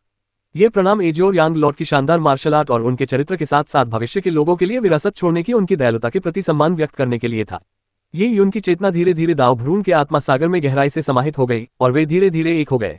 विभाजित चेतना को एक नया शरीर मिलने के बाद वह इस शरीर के माध्यम से दुनिया को महसूस कर सकती थी। यह अनुभूति सचमुच जादुई थी। इस समय ड्रैको फर्स्ट ट्रू गोल्ड दाव भ्रूण से एक चकाचौंध भरी दिव्य रोशनी निकलने लगी जो खूबसूरत रंगों से बनी थी। ड्रैको फर्स्ट ट्रू गोल्ड धीरे धीरे पिघल गया। अत्यधिक यांग भूमि से उत्पन्न सच्चा सोना स्वतः ही पिघल जाता है, भले ही किसी मार्शल आर्ट के उस्ताद के लिए भी इसे परिष्कृत करना कठिन हो। पिघला हुआ शुद्ध सोना धीरे धीरे संघनित होकर गहरे सुनहरे कवच के टुकड़ों में बदल गया। ये यून से हुबहू मिलता जुलता एक युवक सुनहरी रोशनी में से प्रकट हुआ। ये युवक ये यून से केवल इसलिए मिलता जुलता था क्योंकि वह पूरी तरह से मानव रूप में नहीं था। उसके शरीर के कई हिस्से मांस और रक्त से नहीं बने थे, बल्कि गहरे ड्रैको प्रथम सच्चे सोने से बने थे। आखिरकार अवतार के प्रारंभिक स्वरूप के लिए यह शरीर पूरी तरह से विकसित नहीं हुआ था। ये यून ने अपने विचारों का उपयोग करके इस बाहरी शरीर को नियंत्रित किया। धीरे धीरे उसने शरीर की मरम्मत की और ड्रैको फर्स्ट ट्रू गोल्ड को मांस और रक्त में बदल दिया। यह मरम्मत वास्तव में केवल ऊपरी तौर पर ही की गई थी। ड्रैको फर्स्ट ट्रू गोल्ड का शरीर अभी पूरी तरह से मांस और रक्त से विकसित नहीं हुआ था, उसका कम से कम आधा हिस्सा अभी भी ट्रू गोल्ड था। समय के साथ जब ड्रैको फर्स्ट ट्रू गोल्ड पूरी तरह से रूपांतरित हो जाएगा, जिसके परिणामस्वरूप अवतार का पूर्ण रूप प्राप्त होगा, तब वह स्वयं एक चरम दाव शरीर में बदल जाएगा। ये यून इस चरम दाव शरीर का उपयोग नियमों की अंतर्दृष्टि प्राप्त करने के लिए भी कर सकता था, जिसके परिणामस्वरूप गुणक प्रभाव होता था। आकर्षक, ये यून के विचार पहले ही उसके ड्रैको फर्स्ट ट्रू गोल्ड अवतार की ओर मुड़ चुके थे। उसने धीरे से अपनी मुठ्ठियां भींची और अपने अवतार की दृष्टि का उपयोग करके अपने वास्तविक शरीर को देखा। चूंकि उसका असली शरीर और अवतार मानसिक रूप से आपस में जुड़े हुए थे, इसलिए यह उसके लिए दोहरी दृष्टि होने के बराबर था। अध्याय 556 ऊर्जा शरीर में समाहित होती है। ये यून ने ड्रैको फर्स्ट ट्रू गोल्ड अवतार पर नियंत्रण हासिल कर लिया था और अपनी मुठ्ठियां भींचते ही उसकी उंगलियों से तुरंत का की आवाज निकली। ड्रैको फर्स्ट ट्रू गोल्ड से उत्पन्न शरीर को मांस और रक्त का बना हुआ कहा जा सकता है, लेकिन रक्षा के मामले में यह स्वयं ड्रैको फर्स्ट ट्रू गोल्ड से कहीं बेहतर था। इतना ही नहीं, अगर यह सिर्फ ड्रैको फर्स्ट ट्रू गोल्ड होता तो भले ही यह शुद्ध यांग ऊर्जा को संग्रहित करने के लिए एक उत्कृष्ट पदार्थ होता, फिर भी यह निर्जीव धातु ही होती। यह महान दाव के नियमों को समझने और स्वर्ग पृथ्वी को महसूस करने में असमर्थ होती। लेकिन हार मांस का शरीर अलग था। अवतार प्राप्त करने के बाद ये यून को ऐसा लगा मानो उसकी चेतना इसके माध्यम से दुनिया से जुड़ गई हो। यह अनुभूति अत्यंत अद्भुत थी। यद्यपि बैंगनी क्रिस्टल स्वर्ग पृथ्वी युआनची से जुड़ सकता था और ड्रैको प्रथम सच्चे स्वर्ण से भी कहीं अधिक अद्भुत था, फिर भी बैंगनी क्रिस्टल ने ये यून को यह अनुभूति कराई कि वह केवल अस्थायी रूप से ये यून के हृदय में निवास कर रहा है। बैंगनी क्रिस्टल एक दिव्य वस्तु थी और दुर्भाग्य से ये यून अभी तक इसे पूरी तरह से परिष्कृत नहीं कर पाया था। परिणामस्वरूप ये यून इस पर पूर्ण नियंत्रण नहीं रख पा रहा था। अब तक ये यून बैंगनी क्रिस्टल की शक्तियों का केवल एक अंश ही उपयोग कर पाया था। हालांकि ड्रैको का पहला सच्चा स्वर्ण अवतार अलग था। अपनी चेतना का एक अंश अवतार में स्थापित करने के बाद ये शरीर ही उनके पूर्ण नियंत्रण में आ गया। इस तरह ये शरीर स्वर्ग और पृथ्वी से जुड़ सकता था। इससे ये उनको जो अनुभूति हुई वह बिल्कुल अलग थी। ये कितना अद्भुत दिव्य दैवीय गर्भनाल है। ये शुद्ध यांग ऊर्जा के साथ पूरी तरह से मेल खाता है। बस मुझे ऐसा लग रहा है कि शरीर खाली है। मुझे बहुत भूख लग रही है। ये यून इस नए शरीर के अनुकूल ढलने की कोशिश कर रही थी। अवतार का अभी अभी जन्म हुआ था, इसलिए ड्रैको फर्स्ट ट्रू गोल्ड द्वारा अरबों वर्षों में अवशोषित स्वर्ग और पृथ्वी का सार उसके मांस और रक्त के शरीर के निर्माण में पूरी तरह से इस्तेमाल हो गया था। अब शरीर स्वर्ग पृथ्वी युआनची से पुनर्तः जुड़ सकता था, परंतु उसकी नाड़ियां और दांतियां पूरी तरह से खाली थीं। वह स्वर्ग पृथ्वी युआनची का बिल्कुल भी अवशोषण नहीं कर रहा था। एक दिव्य शरीर वाले दाव भ्रूण का स्वर्ग पृथ्वी ऊर्जा से पूर्ण संबंध हो सकता था, लेकिन अब उसके शरीर में ऊर्जा का अभाव था। इससे ये उनको अत्यधिक भूख लगने लगी। ऐसा लग रहा था मानो वह एक बलवान व्यक्ति हो जिसने 4-5 दिनों से कुछ खाया न हो। एक बलवान व्यक्ति जो अपनी भूख की सीमा तक पहुंच चुका हो, यह महसूस करेगा कि यदि उसके सामने एक पूरा भुना हुआ मेमना रखा हो तो वह उसे पूरी तरह से खा सकता है। ये यून को इस समय ऐसा महसूस हो रहा था कि अगर उसके सामने एक छोटा सा सूर्य होता तो वह उसे एक ही झटके में निगल सकता था। अब चलें, एक साधारण वाक्य कहकर ये यून ने कॉस्मोस बैग उठाया और छठी मंजिल के दरवाजे से बाहर निकल गई। वह सीढ़ियों से तेजी से नीचे उतरते हुए गॉड एडवेंट टावर के 5वें तल पर स्थित साधना कक्ष में पहुंच गया। ये यून एक पल भी और इंतजार नहीं कर सका। अपने ड्रेको फर्स्ट ट्रू गोल्ड शरीर के साथ वह लावा के कुंड में कूद गया। लावा का कुंड भी बहुत गहरा था। पहले ये यून अपने वास्तविक शरीर को लावा के कुंड में डुबो सकता था, लेकिन उसकी साधना के स्तर की सीमाओं के कारण उसे लावा के कुंड के अंदर लगातार युआंची खर्च करनी पड़ती थी। अगर वह बहुत देर तक अंदर रहता तो उसे आराम करने के लिए कुंड से बाहर निकलना पड़ता था। हालांकि ड्रेको फर्स्ट ट्रू गोल्ड अवतार को ऐसी कोई समस्या नहीं थी। ड्रेको फर्स्ट ट्रू गोल्ड का जन्म ही अत्यधिक यांग ऊर्जा वाले स्थान पर हुआ था। उन अत्यंत कठोर यांग क्षेत्रों में निहित ऊर्जा की गुणवत्ता शायद यहाँ के शुद्ध यांग लावा कुंड जितनी शुद्ध न हो, लेकिन वहाँ की कठोरता संभवतः शुद्ध यांग लावा कुंड की तुलना में कई गुना अधिक थी। प्राचीन महान महारानी जैसी अद्वितीय हस्ती के लिए भी ऐसे स्थान पर टिके रहना मुश्किल होता, और ड्रेको फर्स्ट ट्रू गोल्ड इस तरह के स्थान पर अरबों वर्षों तक खुद को परिपक्व करने में सक्षम था, इसलिए ये कल्पना करना असंभव था कि यह कितना शक्तिशाली था। ये कहा जा सकता है कि तियान युआन जगत में ड्रेको फर्स्ट ट्रू गोल्ड को नष्ट करने वाली कोई चीज ढूंढना शायद बहुत मुश्किल था। जैसे ही ये यून लावा के कुंड में दाखिल हुआ, वह एक प्यासे भूखे बेसहारा जानवर की तरह हो गया जो अमृत के कुंड में कूद पड़ा हो। वह उसे गटकने और दावत करने लगा। बस शुद्ध यांग ऊर्जा की विशाल मात्रा ये यून के अवतार में समाहित हो गई, जिससे लावा कुंड में एक विशाल भंवर उत्पन्न हो गया। भयानक शक्ति अनियंत्रित रूप से प्रवाहित हो रही थी और ये यून का शरीर एक अथाह गड्ढे की तरह था। यहाँ तक कि लाल कमल भी इसके साथ खींचा चला जा रहा था, जिससे वह भयवश ये यून से दूर रहने को मजबूर हो गया। पहले तो लाल कमल ये यून का आभारी था और अक्सर उसकी साधना की प्रशंसा करता था। जब भी ये यून को शुद्ध यांग ऊर्जा की आवश्यकता होती, लाल कमल स्वयं पहल करके उसे प्रदान करता था। लेकिन इस बार उसने ऊर्जा को अपने शरीर में समाहित कर लिया और छिप गया। लाल कमल को दोष नहीं दिया जा सकता था, क्योंकि ये यून के अवतार द्वारा शुद्ध यांग को अवशोषित करने का तरीका अत्यंत तीव्र था। इसके अलावा ड्रेको प्रथम सच्चा सोना स्वर्ग श्रेणी का खजाना होने के कारण लाल कमल को भय का अनुभव हुआ।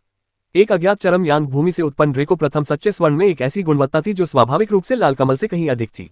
यह उनकी ऊर्जा भिन्नताओं का एक दमन भी था। ऊर्जा का यह भंवर 30 मिनट तक बना रहा, क्योंकि भारी मात्रा में स्वर्ग पृथ्वी युआन क्यूई उनके अवतार में प्रवाहित हुई। ये यून के बोझ के कारण साधना कक्ष भी शुद्ध यांग ऊर्जा से पतला हो गया था।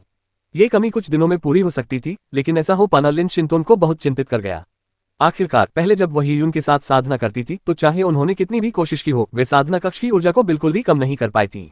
अंततः ये उनको यह एहसास हुआ कि उसके ड्रेको फर्स्ट ट्रू गोल्ड अवतार की ऊर्जा अपनी सीमा तक पहुंच गई है। चटक, ड्रेको फर्स्ट ट्रू गोल्ड अवतार के जोड़ों से सोने की चट्टानों के आपस में टकराने जैसी विस्फोटक ध्वनि निकली। धमाका। जैसे ही ये यून शुद्ध यांग लावा के कुंड से बाहर कूदी, लावा फूट पड़ा। हा। अपने शरीर में ऊर्जा का प्रवाह महसूस करते हुए प्यास बुझने की अनुभूति से ये यून जोर से हंस पड़ा। उसे बहुत अच्छा लग रहा था। इतनी शक्तिशाली शुद्ध यांग ऊर्जा ने ये यून को ऐसा महसूस कराया मानो वह एक फटता हुआ ज्वालामुखी हो। वह अपनी इस खुशी को मिटाने के लिए एक भयंकर युद्ध में शामिल होने के लिए अनियंत्रित रूप से तरस रहा था। क्या शक्ति है! रक्षात्मक शक्ति अजेय है। यह अवतार बहुत शक्तिशाली है। ये यून ने अपनी आंखों में उत्साह की चमक लिए ड्रेको फर्स्ट ट्रू गोल्ड अवतार को देखा। ड्रेको फर्स्ट ट्रू गोल्ड अवतार रक्षा के मामले में ही असाधारण था। भला ड्रेको फर्स्ट ट्रू गोल्ड से बने शरीर को कौन नष्ट कर सकता था? सहन शक्ति की बात करें तो ये तो कहने की आवश्यकता ही नहीं थी। यह एक दिव्य शरीर दावभ्रूण था। ये स्वर्ग पृथ्वी ऊर्जा से जुड़ सकता था और अपने शरीर में अपार मात्रा में शुद्ध यांग युआनची का भंडार कर सकता था। यह एक अथक युद्ध मशीन थी। हालांकि आक्रमण शक्ति के मामले में अवतार की क्षमता ये यून के वास्तविक साधना स्तर पर निर्भर करती थी। आखिरकार हमला नियमों की गहरी समझ और चालों के ज्ञान के साथ साथ साधना तकनीक में हुई प्रगति पर भी निर्भर करता था। यह एक ऐसी चीज थी जिसे ये यून के असली शरीर से अलग नहीं किया जा सकता था। ये यून, यह अवतार सचमुच एक अत्यंत मूल्यवान खजाना है। लिन जिंटोग ये यून के लिए खुश थी। ये यून हंसते हुए बोली, हाँ, उस समय एजोर यांग लॉर्ड ने हमारे लिए ऐसी दिव्य वस्तु छोड़ी थी। मुझे बस ये ड्रेको फर्स्ट ट्रू गोल्ड अवतार चाहिए। बाकी चीजें शिंटोग तुम ले सकती हो। छठे स्तर में मौजूद खजाने मुख्य रूप से ड्रेको फर्स्ट ट्रू गोल्ड अवतार, महान महारानी से संबंधित सार से भरी जेडहेपिन और साथ ही गॉड एडवेंट टॉवर को नियंत्रित करने वाली डिस्क सरणी थे। पहले दो खजानों में से यिन यांग नियमों की सीमाओं के कारण उन्हें क्रमशः ये यून और लिन शिंटोग के बीच विभाजित करना पड़ा। हालांकि अंतिम गॉड एडवेंट टॉवर के कोर डिस्क एरे को ये यून या लिन शिंटोग द्वारा परिष्कृत किया जा सकता था। लिन शिंटोग ने सिर हिलाया और अपनी अंतरस्थानिक अंगूठी से god advent tower disk array को बाहर निकाला। ये यून, मुझे लगता है कि बेहतर होगा कि तुम इसे परिष्कृत करो। एजोर यांग टोकन को तुमने पहले ही परिष्कृत कर लिया है। यह इस डिस्क एरे का पूरक होगा।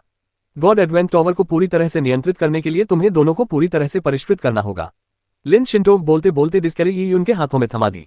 ये देखकर कि वह इसे अस्वीकार करने ही वाला है, लिन शिंटोग ने फिर कहा, ये यून, इस पर मुझसे बहस मत करो। अगर तुम न होते तो चाहे उस समय की अवशेष परीक्षा हो या बाद में भीषण बर्फीले मैदान, मैं शायद कई बार मर चुकी होती। शायद मैं शेनतू नानतियान के हाथों में पड़ जाती और मेरा भाग्य और भी दयनीय होता। और अब न केवल मैं अपनी स्वाभाविक रूप से निष्क्रिय नसों का उपचार कर रही हूँ, बल्कि मुझे महारानी की विरासत भी प्राप्त हो गई है। मेरा भविष्य का मार्शल पद अत्यंत व्यापक होगा। ये सब तुम्हारी वजह से ही संभव हुआ है। तुमसे मिलना मेरा सौभाग्य है। यदि भविष्य में आप नीले यान स्वामी के समान शक्तिशाली व्यक्तित्व बनने में सक्षम हो या उनसे भी आगे निकल जाएं, तो मैं भी प्राचीन महान महारानी की तरह होंगी। आप जो भी निर्णय लें, मैं चुपचाप आपका अनुसरण और समर्थन करूंगी। लिन शिंटोव के शब्द उसके दिल से निकले थे। वह हमेशा से ही अभिमानी और भावहीन थी, अपनी भावनाओं को शायद ही कभी प्रकट करती थी, लेकिन अब उसके अचानक ऐसे शब्द कहने से ये यून का दिल पिघल उठा। उसने चुपचाप गॉड एडवेंट टॉवर के कोर डिस्कैरे को एक तरफ रख दिया और लिन शिंटोव के हाथ पकड़कर धीरे से कहा, शिंटोव, तुमसे मिलना भी मेरे लिए सौभाग्य की बात है। अध्याय 557, तारा स्थानांतरण, स्वर्ग परिवर्तन पुस्तक। ये यून लावा के कुंड में बैठा था और युआन ची उसके शरीर में प्रवाहित हो रही थी, जिसे वह अपनी हथेली की ओर एकत्रित कर रहा था, जहां उसने गॉड एडवेंट टॉवर के कोर डिस्कैरे को पकड़ रखा था। युआन ची लगातार डिस्कैरे में प्रवाहित हो रही थी। देखते ही देखते डिस्कैरे से चमकीले इंद्रधनुषी रंग निकलने लगे जो देखने में बेहद खूबसूरत लग रहे थे। लिन शिंटोव चुपचाप एक तरफ खड़ी होकर सब कुछ देख रही थी। पवित्र प्रकाश की रोशनी में वह युवक नहाया हुआ सा लग रहा था, मानो वह ईश्वर का पुत्र हो। यह दृश्य देखकर लिन शिंटोव के मन में मिलीजुली भावनाएं उमड़ आईं। किसने सोचा होगा कि क्लाउड वाइल्डनेस में मिले उस साधारण युवक ने इतनी बड़ी सफलता हासिल कर ली होगी। उसने तो उसे जीवनदान भी दिया था और इतना बड़ा अवसर भी। शायद स्वर्ग ने ही यह व्यवस्था की थी कि वह और ये यून, एजोर यांग लॉर्ड और प्राचीन महान महारानी द्वारा छोड़ी गई सभी विरासतों को पूरी तरह से प्राप्त कर ले। अपनी विरासत को पाकर उन्हें अपनी अधूरी इच्छाएं भी विरासत में मिली थी, लेकिन लिन शिंटोव का मानना था कि वे एजोर यांग लॉर्ड और प्राचीन महान महारानी के जीवन को दोबारा नहीं जी पाएंगे। पवित्र प्रकाश पूरे 15 मिनट तक बना रहा। ये यून का माथा पसीने से भीग गया था और उसकी गर्दन की नसें थोड़ी उभरने लगी थी। कोर डिस्कैरे को परिष्कृत करने के लिए अत्यधिक मानसिक शक्ति की आवश्यकता थी। सौभाग्य से ये यून की मानसिक शक्ति उसके समान स्तर के योद्धाओं की तुलना में कहीं अधिक थी। अपनी लगभग 90% मानसिक शक्ति खर्च करने के बाद उसने अंततः कोर डिस्कैरे को परिष्कृत कर लिया। डिस्क सरणी पहले ही प्रकाश की एक धारा में परिवर्तित हो चुकी थी, जो ये यून के दांतियान में विलीन हो गई। अपने शरीर में कोर डिस्कैरे की मौजूदगी के कारण ये यून एक ही विचार से गॉड एडवेंट टॉवर में होने वाले हर बदलाव को तुरंत महसूस कर सकता था। ऐसा लगता था मानो गॉड एडवेंट टॉवर उसका एक अभिन्न अंग बन गया हो। कितना अद्भुत एहसास है। ये यून सुखद रूप से आश्चर्यचकित हुआ। वह जानता था कि यदि वह चाहे तो वह गॉड एडवेंट टॉवर को शक्ति प्रदान करके उसे धीरे धीरे ऊपर की ओर उड़ा भी सकता है। गॉड एडवेंट टॉवर अब सचमुच उनका जादुई खजाना था। ये यून ने अपनी आंखें खोली और पाया कि गॉड एडवेंट टॉवर पर उसका पूर्ण नियंत्रण है। उसे गॉड एडवेंट टॉवर से संबंधित स्थिति की भी जानकारी थी। गॉड एडवेंट टॉवर स्वयं एक अमर गुफा थी। यह एक ऐसा स्थान था जहां एक महान व्यक्तित्व निवास कर साधना कर सकता था। इसका उपयोग आध्यात्मिक नौक के रूप में भी किया जा सकता था, जिससे वह लंबी दूरी की यात्रा कर सकता था। यह अंतरिक्ष की विशालता में भी यात्रा कर सकता था, साथ ही विभिन्न लोकों का भ्रमण भी करा सकता था। इन दो बिंदुओं के अलावा गॉड एडवेंट टॉवर का उपयोग दुश्मनों के खिलाफ एक जादुई हथियार के रूप में किया जा सकता है। दुश्मन को दबाने के लिए मीनार के आकार के हथियार का इस्तेमाल करना सबसे आम बात थी। एक टावर के गिरने और दुश्मन को घेर लेने से ये सब कुछ दबा सकता है। यदि एजोर यांग लॉर्ड जैसे स्तर का कोई व्यक्ति गॉड एडवेंट टॉवर का उपयोग करता है तो वह एक ही बार में हजारों अद्वितीय विशेषज्ञों को सील कर सकता है और अरबों मनुष्यों को दबा सकता है। और जब तक वह किसी दुश्मन को गॉड एडवेंट टॉवर में खींच लेता था, तब तक उनसे निपटने के सैकड़ों तरीके मौजूद थे। उदाहरण के लिए गॉड एडवेंट टॉवर में कई बड़े बड़े तंत्र मौजूद थे, जैसे कि हत्या करने वाले तंत्र, भ्रम पैदा करने वाले तंत्र, फंसाने वाले तंत्र और साथ ही समय की मुहरें। इनका इस्तेमाल विरोधियों को मनमाने ढंग से कैद करने, मारने और प्रताड़ित करने के लिए किया जा सकता है। इससे पहले गॉड एडवेंट टॉवर के आइटम स्पिरिट ने टाइम सील को सक्रिय कर दिया था, जिससे गॉड एडवेंट टॉवर में घुसपैठ करने वाले ब्लड मून के 2 सदस्य जीवित ज़ॉम्बी बन गए थे। यदि आइटम स्पिरिट को गॉड बरियल एबिस में आई ऑफ डिस्ट्रक्शन से निपटना न पड़ता, जिसके परिणामस्वरूप वह अपनी गहरी नींद में न चली जाती, तो उसके लिए गॉड एडवेंट टॉवर को शक्ति प्रदान करके ब्लड मून के दोनों सदस्यों को मारना बहुत आसान होता। हालांकि गॉड एडवेंट टावर एक ऐसा खजाना था जो ये उनकी शक्ति से कहीं अधिक था। भले ही वह गॉड एडवेंट टावर का मालिक बन गया था, लेकिन वह इसकी शक्ति का पूरी तरह से उपयोग करने में असमर्थ था। ईश्वर आगमन टावर को शत्रुओं के विरुद्ध हथियार के रूप में उपयोग करना अत्यंत कठिन था। वहां बहुत सारे विशाल तंत्र थे, इसलिए ही उनके लिए उनका उपयोग सीमित था, और उनमें से किसी एक का भी उपयोग करने से असाधारण शक्ति का प्रवर्धन होता था, जिससे ये उनकी युवांची अत्यधिक खपत होती थी। अब ये यून गॉड एडवेंट टावर को उड़ा सकता था, जिससे वह उसका चलता फिरता किला बन गया। जहां तक शून्य को पार करने और विभिन्न दुनियाओं का भ्रमण करने के लिए गॉड एडवेंट टावर को नियंत्रित करने की बात है, वह अभी भी असंभव था। फिर भी गॉड एडवेंट टावर एक ऐसा खजाना था जो उसकी शक्ति को काफी बढ़ा सकता था, और समय बीतने के साथ ये यून की शक्ति धीरे धीरे बढ़ती जाएगी और गॉड एडवेंट टावर के कार्य और भी स्पष्ट होते जाएंगे। शिंटो, हमने महान महारानी के रहस्यमय क्षेत्र का पूरी तरह से अन्वेषण कर लिया है, और हमें प्राचीन महान महारानी और एजियो यांग लॉर्ड की सभी विरासतें भी प्राप्त हो गई हैं। अब हमारे जाने का समय हो गया है।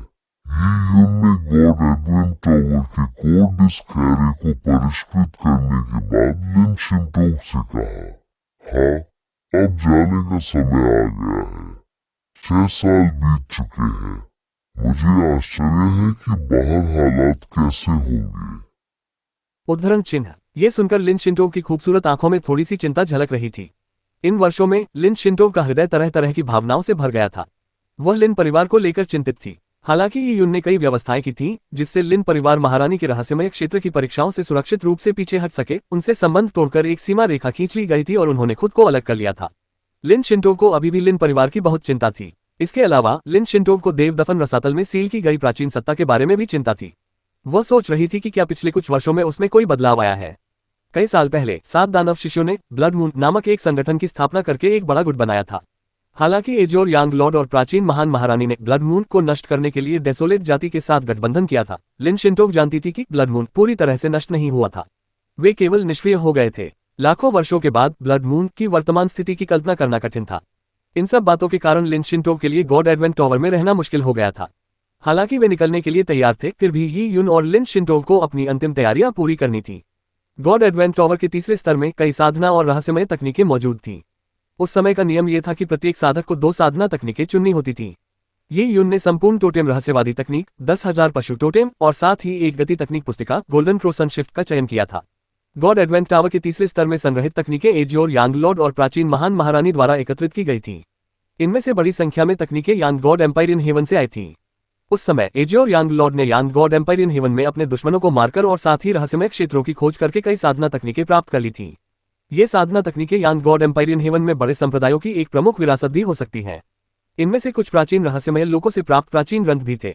यद्यपि इनका मूल्य यांग गॉड मैनुअल और 9 नेदर सेक्रेड मैनुअल से कम था, फिर भी ये ऐसी वस्तुएं थी जिन्हें देखकर कई यांग गॉड एम्पायर इन हेवन योद्धा दीवाने हो जाते थे।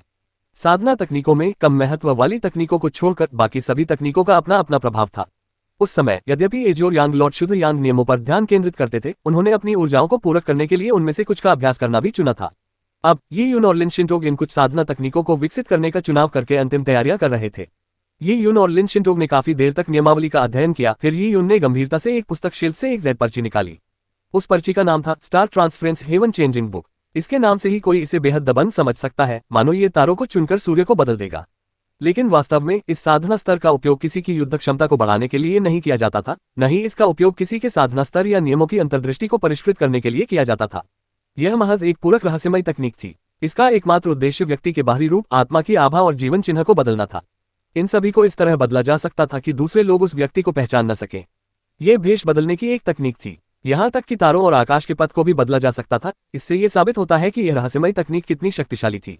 यहाँ तक कि भेष बदले हुए व्यक्ति से कुछ स्तर ऊपर का व्यक्ति भी इसे पहचान नहीं पाएगा। ये यून और लिन शिंटोक अब सार्वजनिक रूप से सामने नहीं आ सकते थे, इसलिए बाहर निकलने से पहले उन्हें एक गुप्त पहचान बनानी पड़ी। इस star transference heaven changing book का विकास करना एक आवश्यकता थी। अध्याय 558 धुंध भरा परिसागर। गर्मी की सुबह थी। विशाल समुद्र की सतह शांत थी, जबकि ऊपर धुंध की एक परत छाई हुई थी। कभी कभार बड़ी मछलियों के कुछ झुंड बेहद तेज गति से समुद्र की सतह पर तैरते हुए दिखाई देते थे, जिससे पानी की सतह पर लहरें उठती थीं। अगम्य सागर तियान युआन दुनिया को घेरने वाला सागर था, लेकिन वास्तव में जब योद्धा अगम्य सागर का उल्लेख करते थे तो वे ज्यादातर तियान युआन महाद्वीप के उत्तर और पश्चिम में स्थित विशाल समुद्री क्षेत्र का जिक्र कर रहे होते थे। जैसे जैसे कोई उस समुद्री क्षेत्र में गहराई में जाता, स्वर्ग पृथ्वी युआनची उतनी ही कम होती जाती। यहाँ तक कि समुद्री जीव भी बेहद दुर्लभ होते चले जाते थे। यहाँ तक कि परम राजा स्तर के योद्धाओं को भी इस क्षेत्र से गुजरते समय स्वर्ग पृथ्वी युआनची की पूर्ति नहीं मिलती थी, इसलिए स्वाभाविक रूप से वे इतनी गहराई में जाने का साहस नहीं करते थे। यही अपारगम्य का वास्तविक अर्थ था। तियान युआन दुनिया के पास के जल क्षेत्र की बात करें तो हालांकि वे अगम्य सागर से जुड़े हुए थे, लेकिन वास्तव में योद्धाओं द्वारा उन्हें अलग अलग नाम दिए गए थे। उदाहरण के लिए मिस्टी फे सागर। मिस्टी फे सागर तियान युआन दुनिया के दक्षिण में स्थित था और लाखों मील में फैला हुआ था। ये सागर हमेशा धुंध की एक परत से ढका रहता था और दूर से देखने पर केवल धुंध ही दिखाई देती थी। मिस्टी फे सागर अत्यंत खतरनाक था क्योंकि इन जल क्षेत्रों में भयानक समुद्री परियां निवास करती थीं। धुंध और परियों के कारण ही इस सागर को ये नाम मिला। दरअसल ये समुद्री परियां मूल रूप से भयानक निर्जन जीवों के रूप थीं। वे आसानी से किसी भी आध्यात्मिक नाव को कुचल सकती थीं और उसमें सवार योद्धाओं को खा सकती थीं। परिणामस्वरूप मिस्टी फे सी के पास निवास करने वाले कई छोटे संप्रदाय इस जलीय क्षेत्र से भयभीत रहते थे। हालांकि भले ही वे डरे हुए थे, फिर भी उन्हें समुद्र में जाना ही था। इस समय धुंध भरे परिसागर में एक छोटे से द्वीप के ऊपर पीले वस्त्र पहने 10 से अधिक योद्धा मौजूद थे। उनकी आयु लगभग 17 वर्ष थी। उनके वस्त्रों के कॉलर पर एक सफेद बादल की कड़ाई थी। ये श्वेत उड़ान संप्रदाय के प्रमुख शिष्यों का प्रतीक था। मुख्य शिष्य बनना इस बात का प्रमाण था कि ये युवा काफी प्रतिभाशाली थे। उन युवकों में बैंगनी वस्त्र पहने एक व्यक्ति भी था, जिसकी आयु 40 या 50 के बीच थी। उसके कॉलर पर 3 सफेद बादल कड़ाई किए हुए थे। वह इन युवा शिष्यों का दल प्रमुख था। द्वीप की चट्टानों के पीछे छिपकर युवक धुंध भरे समुद्र को बिना पलक झपकाए घूरते रहे। मास्टर अंकल जो, हम पूरी रात घात लगाकर बैठे रहे। क्या हमने जो परी लुभाने वाली गोली तैयार की है, वह समुद्री जीवों को आकर्षित करने के लिए काफी नहीं है? अंडाकार चेहरे वाली बड़ी बड़ी आंखों वाली एक 16 वर्षीय लड़की ने बैंगनी रंग की पोशाक पहने टीम लीडर से सवाल पूछा। बैंगनी वस्त्र पहने उस व्यक्ति ने सिर हिलाते हुए कहा, जल्दबाजी मत करो। हमारी परी आकर्षित करने वाली गोली शायद अच्छी गुणवत्ता की ना हो, लेकिन इसका मतलब यह नहीं है कि हमारा संप्रदाय उच्च गुणवत्ता वाली परी आकर्षित करने वाली गोली नहीं बना सकता। ये सुरक्षा कारणों से है। हम प्रशिक्षण के लिए गहरे समुद्र में आए हैं, इसलिए यह बेहद खतरनाक है। अगर परी आकर्षित करने वाली गोली की गुणवत्ता बहुत अधिक हो गई तो ये किसी ऐसे समुद्री जीव को आकर्षित कर सकती है जिसे हम संभाल न सके, और यह बहुत बड़ी मुसीबत होगी। नहीं, ये परी आकर्षण गोली कुछ खूंखार जीवों को आकर्षित करने के लिए काफी है, जैसे कि खून के प्यासे शार्क या स्वर्ग प्राणी के समुद्री सर्प। जब तक वे जाल में फंस जाते हैं, आप उनसे निपटने के लिए उनके साथ मिलकर काम कर सकते हैं। इससे आपको इनाम मिलेंगे और आपका युद्ध अनुभव भी बढ़ेगा।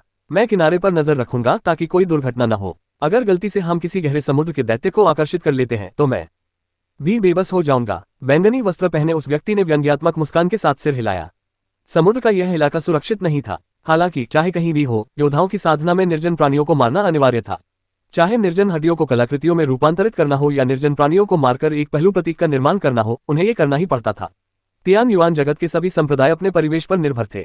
भूमि से घिरे क्षेत्रों में स्थित संप्रदाय स्वाभाविक रूप से अन्वेषण के लिए तियान युआन जगत के विशाल पर्वतीय क्षेत्रों, दलदलों या जंगलों में चले जाते थे। वहीं तटवर्ती क्षेत्रों में स्थित छोटे संप्रदायों के पास समुद्र में लड़ने का ही विकल्प बचता था। व्हाइट सोआरिंग सेक्ट एक बहुत छोटा संप्रदाय था। हालांकि वे एक छोटा संप्रदाय थे, लेकिन ये केवल एक सापेक्षिक शब्द था। यदि उन्हें ताया दिव्य साम्राज्य के स्थान पर रखा जाता तो उन्हें एक शीर्ष गुट माना जाता। लोगों का समूह दोपहर होने तक द्वीप पर धैर्यपूर्वक प्रतीक्षा करता रहा।